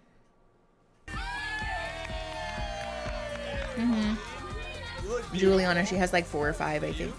Are we doing girls and guys? Hell yeah. This looks like a cute little bar. Freaking glad to have all of you. Fucking love y'all. Let's all take a big inhale together. Exhale. Oh no, with the Cole and Colleen issue. Oh yeah. Good. Brennan's looking fine as fuck. He's all about fucking you, and I fucking love that. Okay. Oh no, not more drama. Miss y'all so much. Together. So where do you guys stand? Malibu is so rough for us. I mean, rough for us. What happened to Malibu for y'all to like make it so rough? So Oh boy. Malibu is really hard because like Cole's very attracted to Colleen. I'm sorry, what? I know. He was like, Colleen is absolutely my type. That's what he said to you? Yeah. Oof. Colleen, don't act like you don't know. He like said like I would be attracted to you. I didn't know what to say. I was just like, I'm gonna be like transparent. I was just like, well, you're an attractive guy. But I went to Matt and I was like, hey, like this is how the conversation went, and he blew up. Oh boy. I mean, like we fully like. I just hate that for you so much because that's all off of like something he said. I should have just like, I don't know. I honestly don't know what I should have done. No, I feel like you played it right. I swear, these men or boys. It makes me so mad. You know, Matt and I were on the receiving end of this, and I felt blindsided, and I do feel like Matt probably felt the same way. I can see where Matt would be upset. So what's up, girl? You having fun? I'm happier than Malibu, for sure. Yeah. Good. Malibu is really hard. Malibu's rough. Oh boy. I feel like pool party, I was still kind of like really naive to what was getting said, and then I found out everything was said. So this is what I heard. I heard that. Oh boy. He went up to her and said that he Why are we rehashing was her this? type and she was a cute girl. Yeah. In response, Colleen then said that he was a cute guy, and in the real world, oh boy, whatever happens, happens. That's what I heard. In the real world, In the real world, whatever happens, happens. I didn't get any of that. I didn't know. Oh boy. So like, regardless, had she not said shit, I wouldn't have been bothered that your boy felt the balls to walk up to your engagement as you should have. Okay, pause. Yep, Finley, gossip isn't going to solve anything. And also, I'd like to point out that if this is an issue that Zainab and Matt were both still bothered by, this is a conversation that should have happened in private. I understand that Netflix probably pushed them to have this talk. I know that the producers are very much needling people. I want to honor that. And also, if this is something that they have genuine hurt feelings about, still, these are conversations that should have been happening behind the scenes. I very much want to encourage folks to give yourself permission to like feel, oh, sorry for the cat cam, to feel how you feel, but also to be making an effort as an adult human being participating in a relationship to be honest.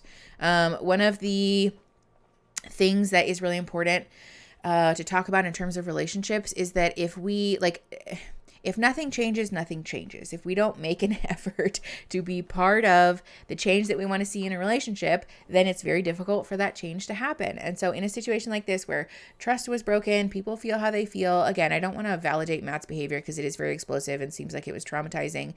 But like, people are allowed to feel how they feel. And the thing that I tell my clients all the time is that it doesn't matter if you feel like you should feel how you feel. The reality is that you do, and it's not going to go away if you just ignore it. Telling yourself, I'm not allowed to feel this way, doesn't make the feelings stop happening. And so, especially if there is, continued hurt feelings with your partner, talk about it. Yeah, Laura, with the alcohol, Netflix really does like to be doing that. Yeah, okay. So, my guests and people in the chat are saying that this conversation is going to get ugly. Matt's going to get like explosive again. Hi. Echelon's just looking right at me. So if that's a trigger warning for you or like a button for you, very much, caution moving into this segment. Come on up here. I'll move the cat cam so folks can see you. Give me 1 sec.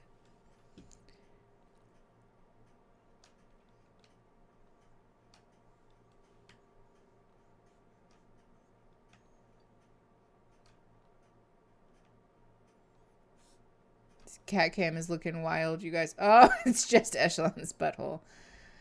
Oy, oy, oy. Yes, hello, kitty. I know you want pets. I'm just doing something really quick. Because people want to see your beautiful face, not just your little bum.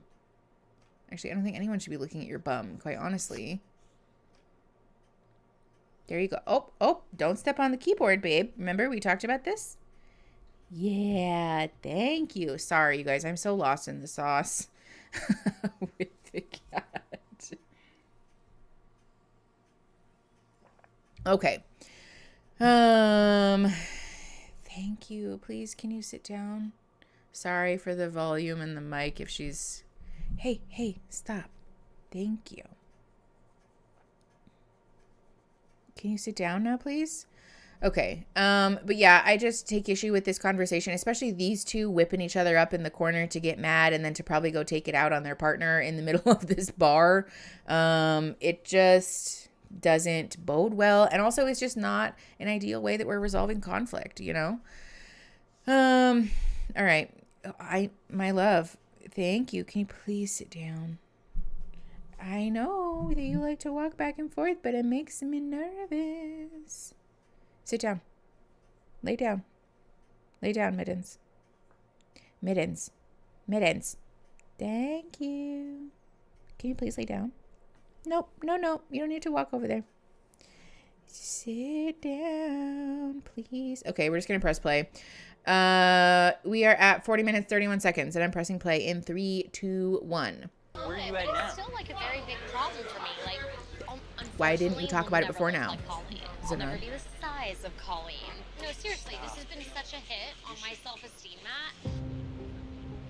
Yep, I never really got to hear what Colleen said back, and I'm kind of reheated about the entire thing. We are all engaged here. Our wedding day will be here. Yeah, Avery, I feel that. And there is no room. There is no extra time just for massive disrespect. You should feel like the baddest, and your husband, fiance, should preach you up to be that woman. Yeah. You should.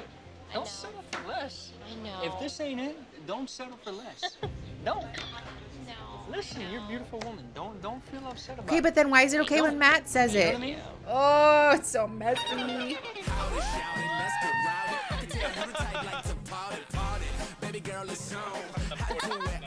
There you go, Blue Thing. Lay down. Hey, where's my shot? Who's this? Our friends went through this experiment with Oh. us. You know, those relationships are so important because only those people will truly understand what in the world we just did. Oh boy.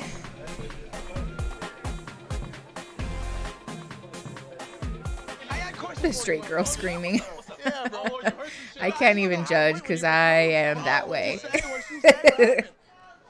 So I told her we're gonna build a real estate empire.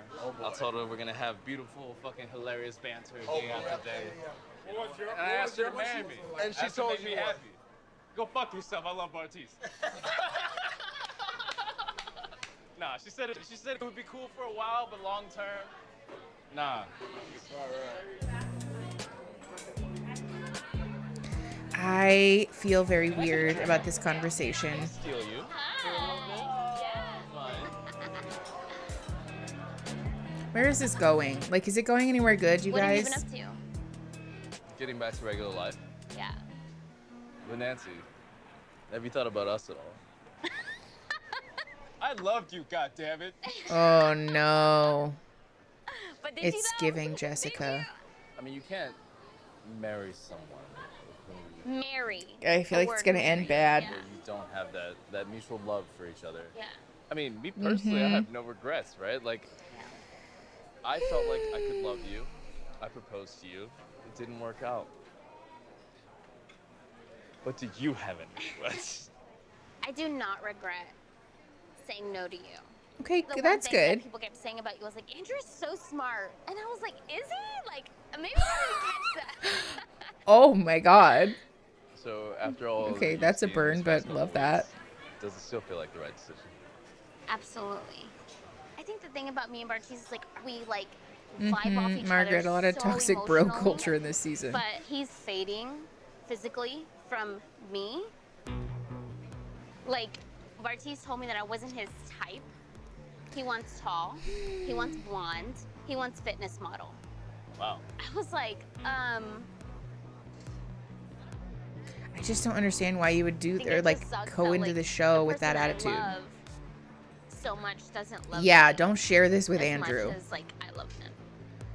I want to pause really quickly because in relationships where monogamy is the expectation, it's not uncommon for the beginnings of infidelity to start from sharing negative things or disappointments about your relationship with somebody that you find and that finds you attractive. And so like this is something that's worth noting. A lot of times infidelity is not just like solely a physical thing. It can also be a reflection of this like emotional intimacy that you're sharing with someone who's not your partner. And so as food for thought, this can be a slippery slope if you don't have like a firm handle on those boundaries. Oops, that's the wrong button. I'm just adjusting the cat cam for the BB. But yeah, just again, as food for thought, this can very much be an issue if we are not being mindful of the boundaries there. So I don't know that this is a particularly helpful conversation for Nancy to be having with Andrew, but I guess we will find out. Because also Bartiz is not being super kind to Nancy right now either. So yeah, Laura, exactly. You can see the gears turning. Okay, we are at 44:14. We're pressing play in 3, 2, 1.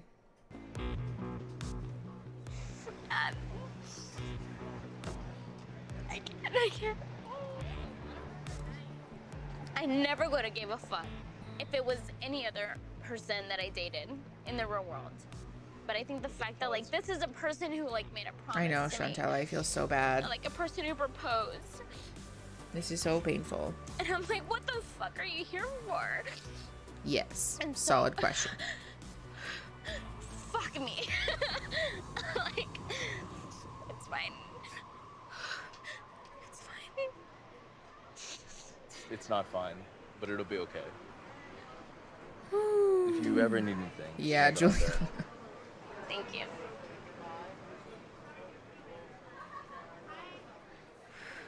What's going on here, guys? I don't want to be interruptive. And No.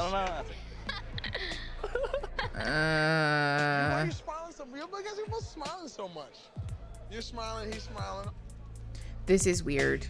What were you guys talking about? This is weird. We're just catching up. Yeah. Should I have something to be worried about, you know? Oh, I God. thought I would feel like defensive, but I do feel defensive here. This is not an ideal way to handle this I interaction. feel like we're just talking. I'm just confused. I'm just confused. Unless she tells me not to be worried, I'm gonna be worried. There's nothing to be worried about. She'll tell you not to be worried. Look at her in the eyes. Okay. Ew. Now he kisses her. Okay. Y'all have a good time here then. Figure out what the fuck you need to figure out, but I'm gonna be over there. Okay. Cheers. I think Bartiz needs some water and some food. Like, at this point, I'm like... I do want to give some thoughts about this. This, like, yeah, Bartiz, make up your mind. This flippy flop can be really jarring for partners to go through. If you notice this with your partner, it's very okay for you to express discomfort around this or to set a boundary around this. Also, if this, you know, if you're like Bartiz in this situation, creating a scene and like running in there and like being possessive might not be communicating what you think it is. And it might be much more helpful to have a conversation after the fact, owning that, like, hey, I felt insecure, I felt some fear, made me sad, hurt my feelings, etc., etc. Can we have a conversation about this, as opposed to like trying to be sort of like physically imposing or intimidating. Oh, it's Bartiz. I thought it was Bartiz. Sorry. Thank you. So food for thought. It's much more helpful to just voice the real feelings that you're having and asking to open a dialogue about it, rather than relying on like implied communication to send whatever message you're trying to send. Okay. Yeah, it does. It's very like possessive and strange, and also conveys the attitude that partners own one another, which is not true. Okay. 4614. We're pressing play in 3, 2, 1. You give me no loyalty. Promise me you would always be good to me. I am so annoyed by this music. Okay. Zay is crying. OMG. I don't know where she went. How do I say this? Oh boy. The entire Here we go. conversation with you and Cole continues to mess with me. Why did we not talk about this in private? And I'm not gonna lie to you, it does. I know we were able to talk through it, but I just feel like it could have been handled so differently. I mean, it really was a missing conversation. But it's hard to get over after you're supposed to marry somebody. I don't know what to do. I don't know what to say. I'm content with doing my thing. If I'm getting played, you know what I mean? What does that mean? I don't mean to throw this on you, but it's just... Thank you so much. Please say something to bring me back down to life. Okay. Generally, opening a dialogue while you're drunk is not a good idea. I very much want to discourage folks from having relationship-altering conversations while we're inebriated in any fashion. B, this conversation being hosted in a bar in front of other people is also not ideal. Again, I think it's much more helpful to have these conversations in private in a way that we're able to like take time and space to emotionally regulate.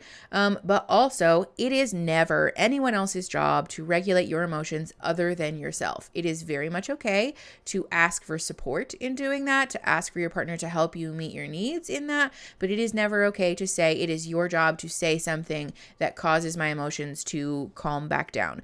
That's an unfair expectation to put on someone. It's also kind of a losing game in this scenario. I don't know that there's anything that Colleen could really say that would cause Matt to feel less angry about it, especially because he is, I'm assuming, inebriated, and that, like, it's very touchy, you know? So just not... being drunk just reveals the underlying beliefs, potentially, but it also makes us a lot more likely to engage in like impulsive behavior. It also makes it a lot more difficult for us to emotionally regulate, and can lend itself to explosive conversations so easily that we also might potentially regret later. So yeah. All right, we are at 4708. We're gonna press play in 3, 2, 1. I really do think that, like, you're picking apart little things that we have gone, like, are you kidding me? Are you kidding me? Oh boy. I poured my heart and soul out to you yesterday, and you're gonna do this to me?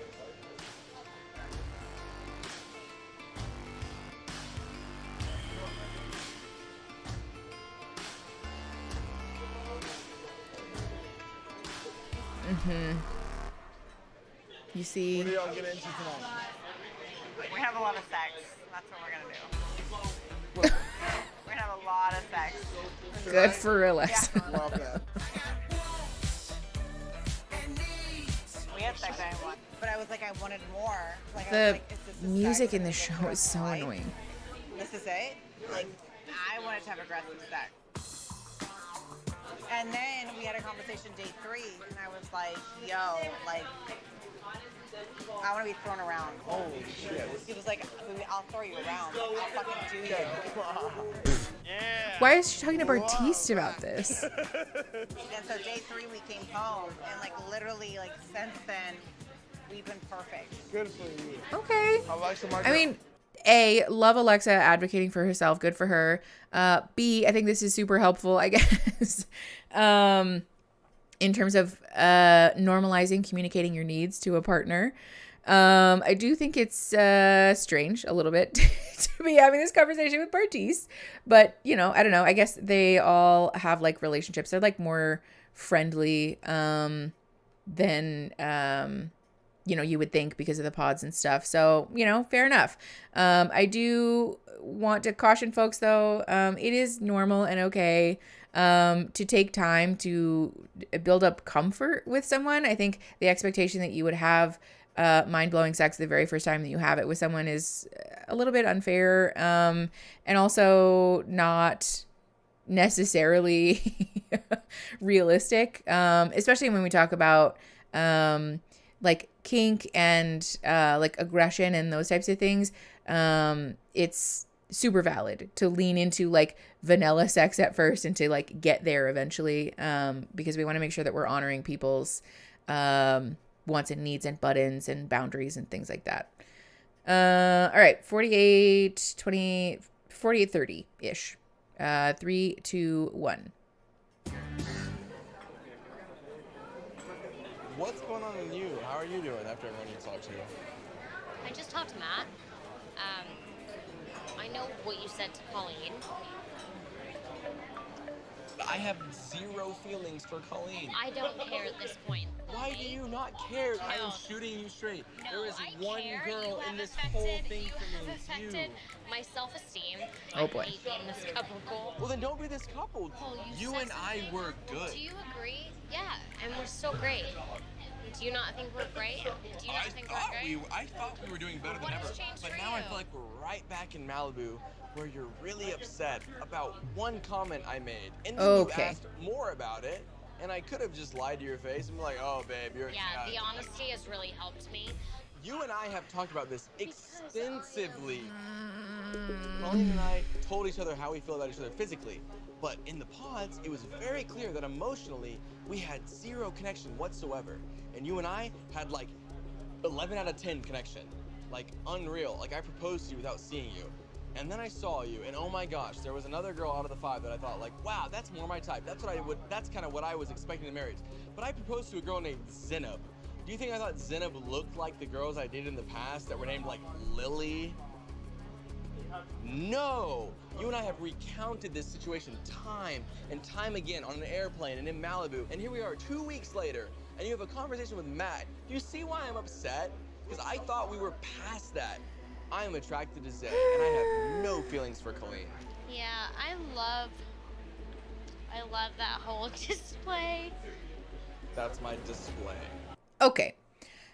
Sorry to everyone named Lily. Oy, oy, oy. Okay. Fuck, I just moved my contact around. God damn it. First of all, very much not a fan of the, like, I proposed to someone named Zenab. Did you think that I would think that's what you would look like or whatever? It just feels racist. Or like discriminatory at best. If my contact really pops out of my eyeball right now, I am going to riot. Remember when I told you guys the other day that I waited till the last second to order contacts, and so now I'm stuck parceling out the ones I have left? Well, some of the ones I have left are not my normal contacts, and these ones are like super thin and flimsy. Okay, I'm just gonna talk to you guys like Patsy the Pirate for a sec. The other thing about this that's really frustrating is Cole very obviously trying to minimize the hurt that he's caused by saying, I made one little comment and oh my gosh, one girl out of the 5 looks more like my type. This is not at all validating or helpful. And if your partner says stuff like this to you, it is very much okay to call that under the carpet and say, like, I'm asking you to validate my feelings, and that's not that. I recognize that it was a singular comment. I recognize that one girl out of the 5, and it did hurt my feelings. It does still hurt. It is still difficult for me to get past. She is very much allowed to feel how she feels. Again, I think this is an important moment to talk about the fact that whether we think our feelings are rational or not, that doesn't change the fact that you're having feelings generally. And so the cute glasses might make an appearance. Yeah, thank you. I'm trying to see, how long do we have left? 15 minutes. Yeah, we might take a break just so I can rip these contacts out of my goddamn eyeballs. It's like folded in half, which is the annoying thing. But again, I just want to encourage folks to give yourself permission to advocate for what you need and to ask your partner to validate your emotions, because again, feelings are rarely like rational. That's the point of them being feelings, is that they're not always based in logic and fact. They're feelings. And just because your feelings aren't based in logic and fact doesn't mean that you're not allowed to ask your partner to show up for you. The other thing about this, again, this conversation being had in public at a bar while we're both probably physically inebriated is not the best. I know you guys, I'm gonna go change my contact in a second. I just want to finish my thoughts because otherwise I will forget them. Having conversations like this in private, again, where we're both able to emotionally regulate and to feel safe, is like, I think probably like tip number 1 or 2 in terms of like how to have healthy conflict resolution with your person. Fax machine, it's just that it's folded in half. Might be like a size 8 and choline 4. Yeah, I don't love speculating about their body sizes because but I think, again, this is also a nice moment to note that their physical appearance is really not all that different. And it seems like Cole is sort of hiding behind that as a way to excuse his shitty behavior towards Colleen. All right, I'm going to go fix my contact. Give me 2 seconds and I will be right back.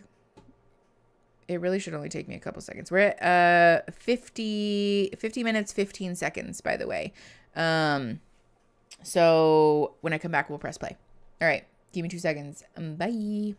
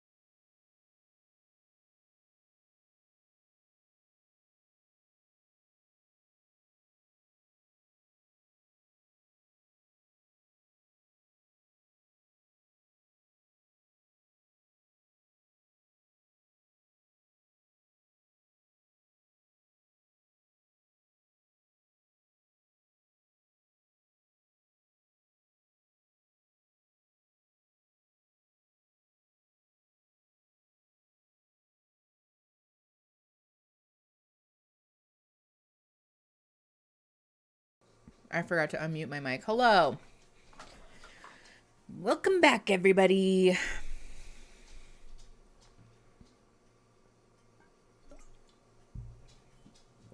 Thanks for being chill about me fixing my contact lens. I feel much better. Actually, what ended up happening, you guys, is that my contact lens was folded in half and it was like right up here on the top of my freaking eyeball. So I just threw it away and put another one in. Okay, what is all of this about cis het men? Hi. I know, puppy. Gotta give catnip to the 6 kittens. I love that. That's so fun. Okay. Let me crop the cat cam again and zoom in the baby. Cutie. All right. Are we ready, Freddie? What are we having a debate about cis het men? What's happening? It's about Matt and Cole. Where in the episode are we? We are at 50 minutes and 15 seconds. Hi, everybody. So far we've covered, I know. Not, ooh, what are we not all menning about? Oh, God.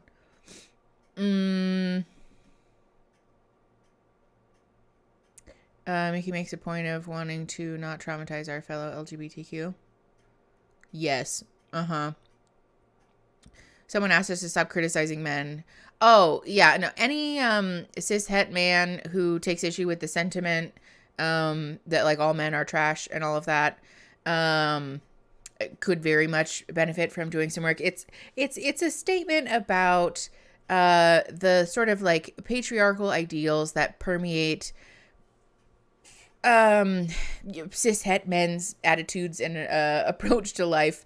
Very much one of the places where it's good for people with privilege to honor that their privilege blinds them. The same work that we as white people are doing in honoring that, for better or for worse, the world that we live in does provide us with a certain like privilege and perspective that we can't unlearn or can't like unknow because the world is made for us, you know? And so we need to be doing work to unpack that and to dismantle that system. Same principle, but just with like gender or like sex, I guess. Okay, we're at 50 minutes, 15 seconds, and we are going to press play in 3, 2, 1. So that's how you treat the things that I say. It's just a display. You have said some things which are very nice. That are very nice. And I feel like I have a good sense of where you're at. I do. Like, that doesn't negate the conversation I just had with Matt. So you're just not able to, like, move on past it? Like, unfortunately, like, Colleen is a knockout. I get it. Can't look like her. You're a knockout, will too. Never look like her. But that's fine. I'm more attracted to you than I am her now because I've gotten to know you. That makes me feel great. Zay, I am sorry that this whole thing has happened. Yeah, I don't think you are, but it's fine. It's fine. Okay. Matt and I, we were on the receiving ends of what you felt was appropriate to say, and we both got hurt in that. Do not take away from that. Like, I'm on Team Matt with this whole thing. And you're on Team Matt and not Team Cole. Now you've switched sides and I'm a bad guy. Yeah, okay. So the other thing that I want to talk about here, I do tend to lean towards like, not like being on sides necessarily, but I do tend to resonate with what Zay is saying more. Because again, like she's right. She was on the receiving end of Matt and Colleen saying things to each other that weren't kind things to say when you're enfianced. However, this like passive aggressive, I don't think you're sorry, but it's fine. It's fine. I'll never look like Colleen, but it's fine. It's fine. Is not helpful. Like that's not contributing to any kind of meaningful conflict resolution. And at this point, we are now both like Zay and Cole. We're now just saying things to sort of like word vomit our feelings onto the other without any desire to hear or to listen or to resolve a conflict. We're both just kind of doing the thing where we're desperately trying to put our stuff out there, rather than working towards a mutual goal, which is a problem. One of the things that can be helpful to keep in mind when you're thinking about conflict with your partner, is like, what's the reason that I'm initiating this conversation? Why am I wanting to say this, wanting to talk about this? What does an ideal outcome look like for me at the end of this conversation? And what does an ideal outcome look like for us as people in relationship with one another?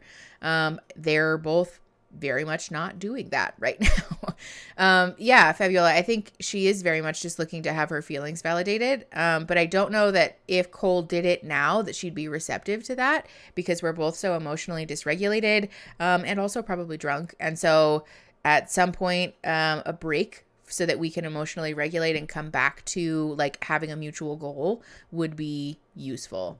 Yeah, Juliana. I think that's also key here, is that this is like a hurtful thing and people will take the time that they need to work through that. But again, if we aren't voicing how we feel and having active conversations about that in times where we're not drunk, in times where we're not being whipped up by someone else, then again, like the question is like, why? Like, why are you not initiating this? Because yeah, Laura, like very much the too little too late thing. And so again, like the question is, why are we having this conversation then? Like this might not be helpful to us and we might just continue to hurt one another. And so maybe we should take a pause on this conversation and come back to it either when we're not drunk, when we're not emotionally dysregulated, and when we're able to like, settle on a mutual goal here. Yeah, Aubrey, that's super fair. I think Cole probably would be a whole lot less dismissive of the thing if it were him that felt like he was quote unquote getting played. Yeah, Tori, I was curious about that because I didn't catch the part where Colleen said something about like what happens in the real world, whatever happens. But that could have also been something that was said off camera. So it's hard to know. It wasn't something that I heard, but that doesn't mean that it wasn't said. Yeah, Juliana, that's super fair. And I think also like begs the question, are we being upfront about that? You know? You know, like if we have insecurities and fears from past relationships, are we owning that and talking about that? They may have in private, I don't know. But if we're not, then again, that begs the question, like, why? Okay. We are at 51:41. 51:41. We're going to press play in 3, 2, 1. Ooh, there's clarification on that in a second. Okay, cool. You said something that was out of line. You did. And this is not the kind of relationship I want with you. So... Go marry Matt. Go marry Colleen. Oh, boy. So Colleen and I are the bad ones. So we should just swap fiancés. Great. Yeah, the passive aggression is not helping. Yes, this is very childish. That's what I'm saying. We're just like exchanging hurt at this point, which is very human, but not helpful. Please. Oh my god, it looks so bad. You're like, we are drunk. Oh, I get pat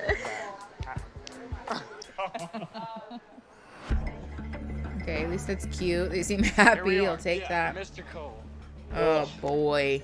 It was inevitable. Yeah. Right? Yeah. I'm literally across the fucking pool. Why even entertain the fact that you're a cute guy and if you were to buy me a drink, whatever happens, why entertain it? First of all, Mhm. I would have felt the exact Eve, they same very way. much need to take a breather. Everything that you're saying, I'm like, you know what? That makes perfect sense. Right. I said what I said to Colleen, but I wasn't hitting on her. She and I were talking Oh, very plainly, no. and I know that she had zero feelings for me. She was simply just talking. She had asked, how are you and Zenab doing? And I was like, Zenab is not exactly the exact type of girl I dated. in the Katie past. blaming And Colleen, then not taking Colleen, like, what is your responsibility. type? And me being And you would say, you're more my type. I said, you're probably Which more I my have a type. problem with. And then in return, she had kind of said, "You're a cute guy. Yeah. And if you were to buy me a drink in a bar, whatever happens, happens." She didn't say whatever happens, happens. Gotcha. So I don't want you to think that she was like hitting on me at all. Yeah. Because she Okay. I left that conversation and I was more so Yeah, like, Rachel. crap. Like, why did I ever open that door? There wasn't any like, do you think this can work? Yeah, Oh my gosh, I think we made the wrong decision. There was zero of that. I was definitely the one initiating it. Colleen simply was like almost like appeasing me, like, oh yeah, no. He is so scooted forward on that stool. So let me ask you a question, man to man. Do you think I should have any reservations? Man to man. Are you kidding me? So if you were in my situation, would you trust her? Ooh. Yes. Mm-hmm. And dude, she was 100% head over heels. She's like. So we listen to madly another in love man, with but not to I your appreciate your fiance. honesty, because I really feel like you're being honest. Right, but you don't feel like Colleen is being honest. So about y'all, where are y'all? Bad, I don't because of know you. for a fact that she's gonna say yes to me. I don't know exactly where I'm at. I know this for sure. In Malibu, and a week ago, we were struggling. Now, I sold it. We were doing really good until like 30 minutes ago when y'all had a conversation and she came over to me and said she was like, Yeah, Talia, this doesn't read well when they're able to do this for each other, but not their fiancés. I'm like, what did I say? I get that. What did I say that was so wrong? Yeah. You know what I mean? Yeah, like, absolutely. There's absolutely. a reason you didn't propose to that person. And you know, sadly, I think she might have told me that night. But you just couldn't hear it. I didn't want to hear it. Yeah. I didn't want to hear it. Yeah. All I heard So are you was- gonna was apologize? a few sentences that she told me at first, and I shut down. Which is why we should have taken a Hearing break what and you had not to say followed really, her into really the... kind of solidified. There was nothing. Yeah. Oh, I'm so frustrated right now. So I appreciate that. Bro. Absolutely. I appreciate that. Oh, you handshake, yeah. Oy vey. This is why we say yes, all men. Oh, yo. Okay, so, yeah. A, it's a problem that Matt is not willing to hear his fiance, but is willing to hear Cole. B, the fact that he just admitted that night he wasn't in a place to hear her, and yet he continued to pursue conflict with Colleen is a problem, in my opinion. Again, very human. Lots of us do this, but still an important piece of learning for like us here, you know, to be doing. Thirdly, it does not sit well with me that both of these men, we just watched them have conversations with their fiancés, their female fiancés, where they were seemingly incapable or at least unwilling to validate the emotions, to hear their partner for the sake of hearing and not for the sake of responding, for taking responsibility and accountability for the hurt that they've caused, and yet they successfully and very easily did that with one another. This is a problem. And again, part of the way that patriarchal ideals and sexism influence relationships. This, I think, is just like a masterclass in what happens when we're not unpacking the misogyny that we bring to the table, the discrimination that we bring to the table, all of those types of things. If we're not doing meaningful work around letting go of those ideals, they will show up in our relationships, sometimes unconsciously, sometimes in a more pronounced way like this. But regardless, like those absorbed inherent ideas do rear their ugly heads in relationships, like whether you think they are or not. And so again, I very much want to encourage folks to continue doing the unpacking there. On top of that, I am very curious to see if Matt or Cole are going to apologize to their partners, because Cole just did a really good job of saying it was all me. I was the initiator. Don't be mad at Colleen. Matt just admitted outright, she said that to me and I chose not to believe her because I wasn't ready to hear that. And so both of these people just outwardly, verbally, explicitly owned, I had a lot to do with the way that this conflict shaped up. And like, I am doubtful that they're going to go back to their partners and be like, ooh, just had a conversation with my bro over there, and I was thinking, actually, I owe you an apology. I'm very, very curious to see if that's going to happen, but I don't have high hopes. Yeah, don't get your hopes up about Matt. Yeah, Katie, that's also the energy that I'm picking up. Ooh. All right. Let's see what happens. We're at 55:18. We're pressing play in 3, 2, 1.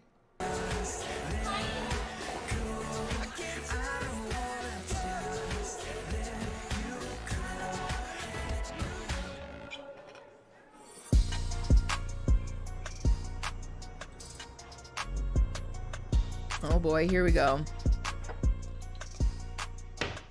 Let's see how this goes. Babe, I feel like you were weird on the way home. I was weird? Yeah. Why? Like quiet. Quiet? On your phone. I don't know what conversation you had with Andrew, whatever had happened, but seeing y'all there, it was like, okay, what's going on here? Nancy's dress is great.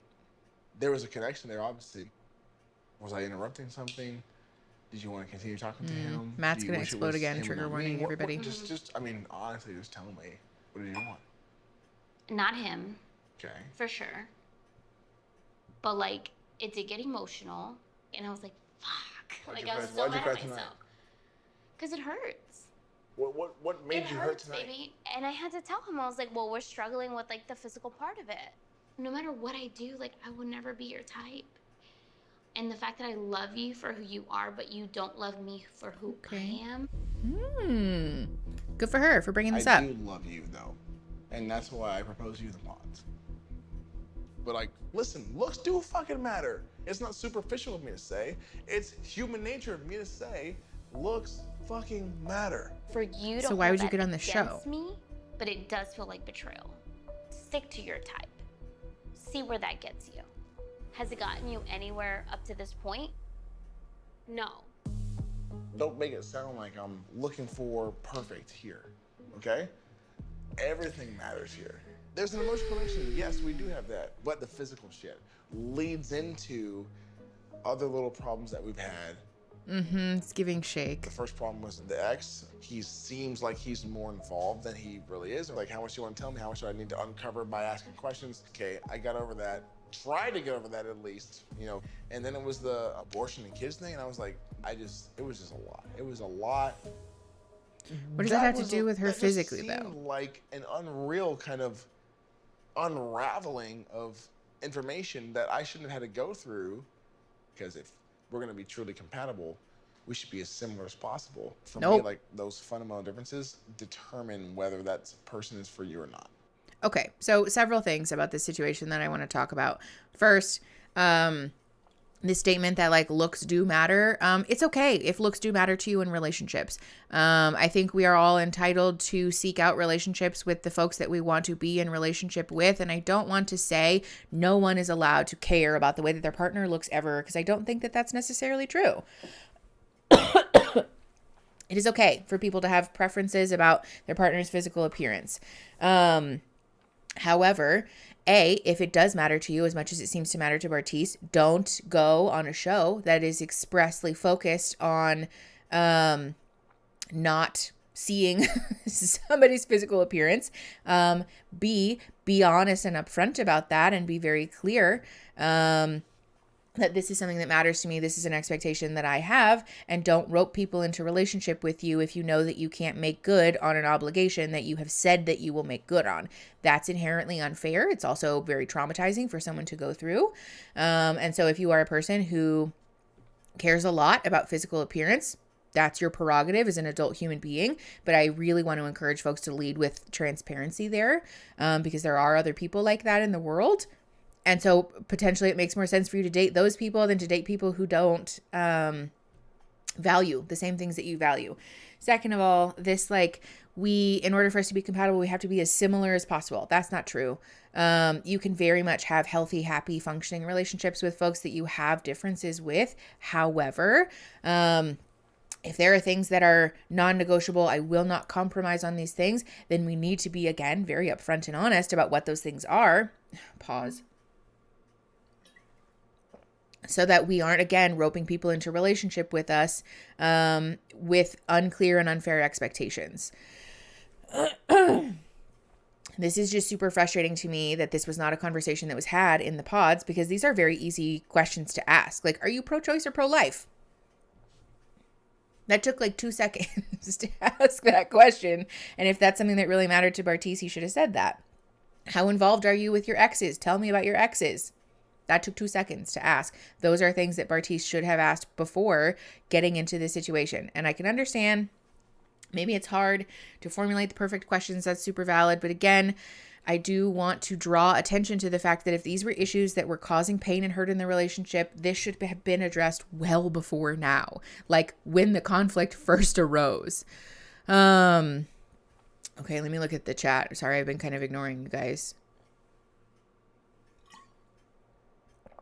About the show and how Bartise thinks he's God's gift to women. Whew. I feel like they asked more of those questions, background questions in previous seasons. Yes. Yeah, those are uncomfy questions to ask, and I'm a man, baby. I think this also potentially is true. Like, it might speak to a lack of emotional maturity, being uncomfortable getting into conversations that create conflict. But again, that's not Nancy's fault. Like, agree or disagree with a lot of, or like some of the things that Nancy has said, or, you know, like the beliefs that she has expressed. Hold on, I have to block a stupid bot. Put user in timeout. Yeah, agree or disagree with the things that Nancy has said or the things that she believes. That she is still a human being who's worthy of love and belonging. So is Bartise, for that matter. But again, one of these people went in with the expectation that I will love the person on the other side of the pod for who they are. And one of them, I don't know that that is really the case, or maybe they overestimated their ability to really effectively do that. So it's just not, it's not the best. All right, let's watch some more of this. 5801. We're pressing play in 3, 2, 1. I'm just trying to get over everything, but I can only get over so much. But the fact that there is an underlying physical emotional connection that's not happening is making these problems bigger than they should be. But it shouldn't. For me. But it shouldn't, I baby. understand it shouldn't, but that's what it is.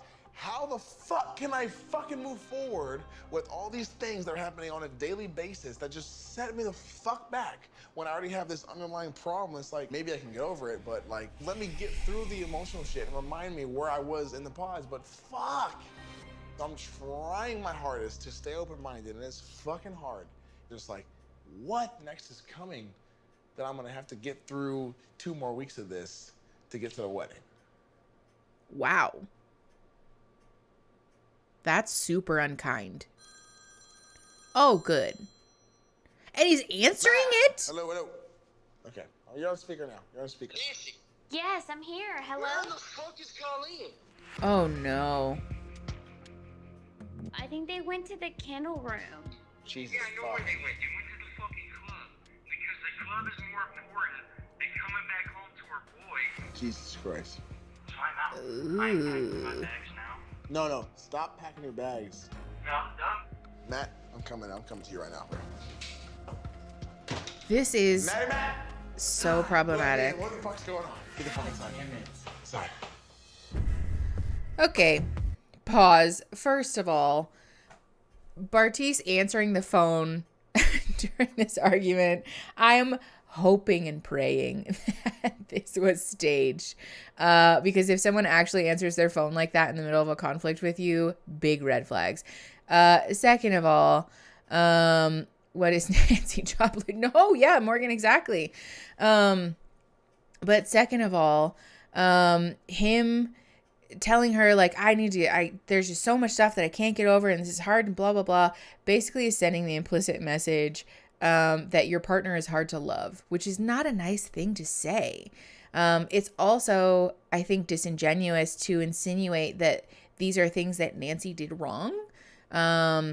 Because again, like the ex thing, I can understand not disclosing that. That's a fair thing to feel upset about, like to what degree they were entangled in each other's lives. But the abortion conversation, the like beliefs conversation, that's not Nancy's fault. Like those are just her beliefs.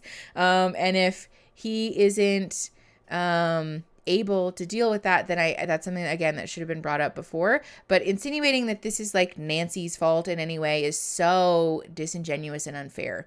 Oh, look how cute the cat is. What a nice little palate cleanser. Guys, look how cute she is. You're precious. Precious girl.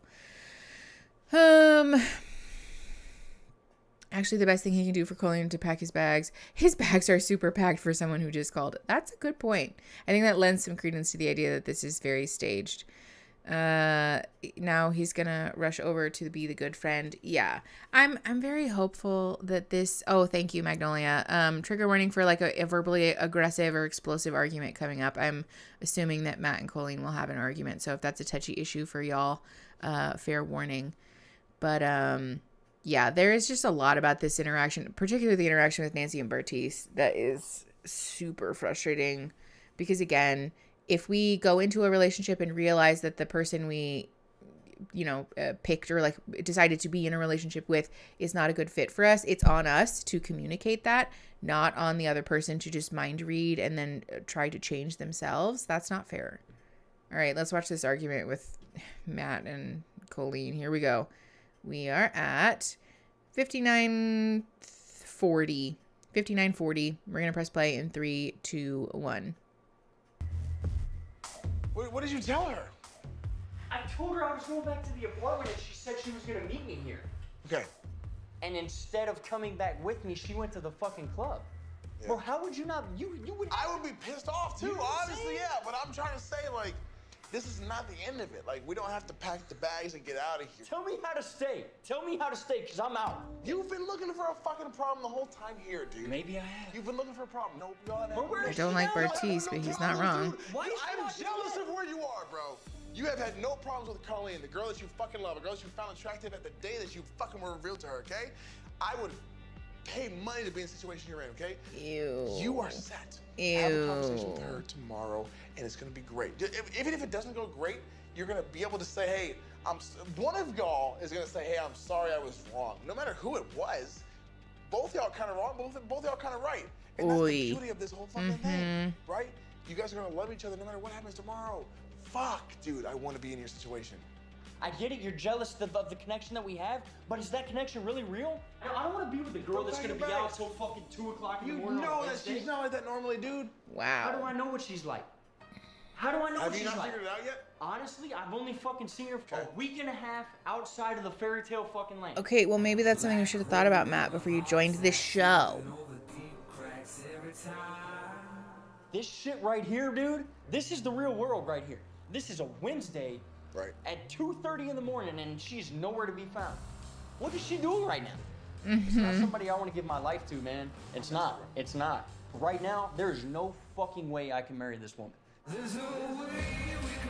Yeah, why are we this mad? You keep saying what I'm typing faster than I can type it. I mean, that's kind of cool. Look at us. Okay. I'm assuming that's the end. Oh, great. Let's watch the coming up. I'm looking at you right now with the sun shining on your face and your beautiful brown eyes. And you're beautiful. We look great together. I am mad about you. Yay! Oh my God. Are you going to put on a Nigerian dress? No. Okay, Raven. Oh, wow. It is very crucial for me to have their backing. Back me up. Even though I'm feeling those lack of physical, the emotional connection that we have can lead us to saying I do. Ay. Are you gonna say no if there's something you find out that you don't like? We do want to protect her. Can't be all perfect. You're like an 80 marrying me, right? Like still saying yes? I am so annoyed at this show. No. I have the biggest decision of my life to make. Are you nervous? Yes, I'm freaking out. I love Cole to the core of who he is. Will you please rise? It is now time to decide if love is blind. Do you take her to be your wife? Do you take him to be your husband? Yeah, I'm so annoyed with the way that they just dramatize the end of the show. Like, neato.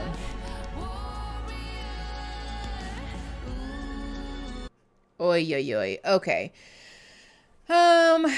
First of all, I think that there's a lot to be unpacked in terms of how often Matt threatens to leave the relationship. If you notice this happening for you, or if your partner is doing this to you, I want to encourage a frank conversation about whether that is an actual desire or whether it's something that's being said for the purpose of like pulling someone closer and like wanting the reaction of like, no, please don't leave. It's a very common behavior. It is decidedly unhelpful though. And it can be very destabilizing for a relationship. So don't recommend. If you want to leave a relationship and that's a real desire that you have, say that and then commit to that. But if you're undecided about it, say that. But threatening to leave and packing up the bags and all that is just like, it smacks of emotional manipulation. And whether Matt is intending to do that or not, I don't know. I don't want to speak prescriptively about him. I'm not sure. But this behavior is commonly associated with that. I've been in a relationship that acted like Matt, and it was pure manipulation, still in therapy. Yeah, Gabriella, it's a very common issue. And like I said, it can be very destabilizing and also traumatizing. Like trying to unlearn that after the fact is very traumatizing. Again, it started in childhood later. Yeah. The other thing that I want to address here is the like Bartise Matt situation. I am just frustrated again by the fact that we're seeing on the show over and over again men having conversations with each other that are like clear and emotionally vulnerable, and men not being able to do that with their partners because clearly it's a skill that they possess. Then I don't know if they're just choosing not to use it or they don't know how, but it is still frustrating. I also want to address the Bartise, like, I'm so jealous of you thing. I think potentially, I don't want to speak about Bartise specifically. I just would question whether that focus, like the fixation with the physical attraction, is really lending itself to a healthy, functioning relationship or not. The reality is that we can have a very healthy, happy relationship when we're physically and sexually attracted to our partner, and we cannot. Our experiences as human beings exist on a variety of spectrums, and Bartise insinuating that Nancy not being his ideal box checksy physical type is, like a deal breaker for the relationship is disingenuous, I think. So, yeah. That's that. Yeah, the love is blurry thing. Yeah, if you guys haven't already, please like the stream because it does help us find more fun people to hang out with and watch the show with. I generally am like excited and also relieved that we don't have any more episodes. The rest of the episodes are coming out on November 2nd. Where did it go? I don't want to watch Big Mouth. Hello, Netflix. That's super annoying that it just removed it from my continue watching, but that's fine. That's fine. Okay.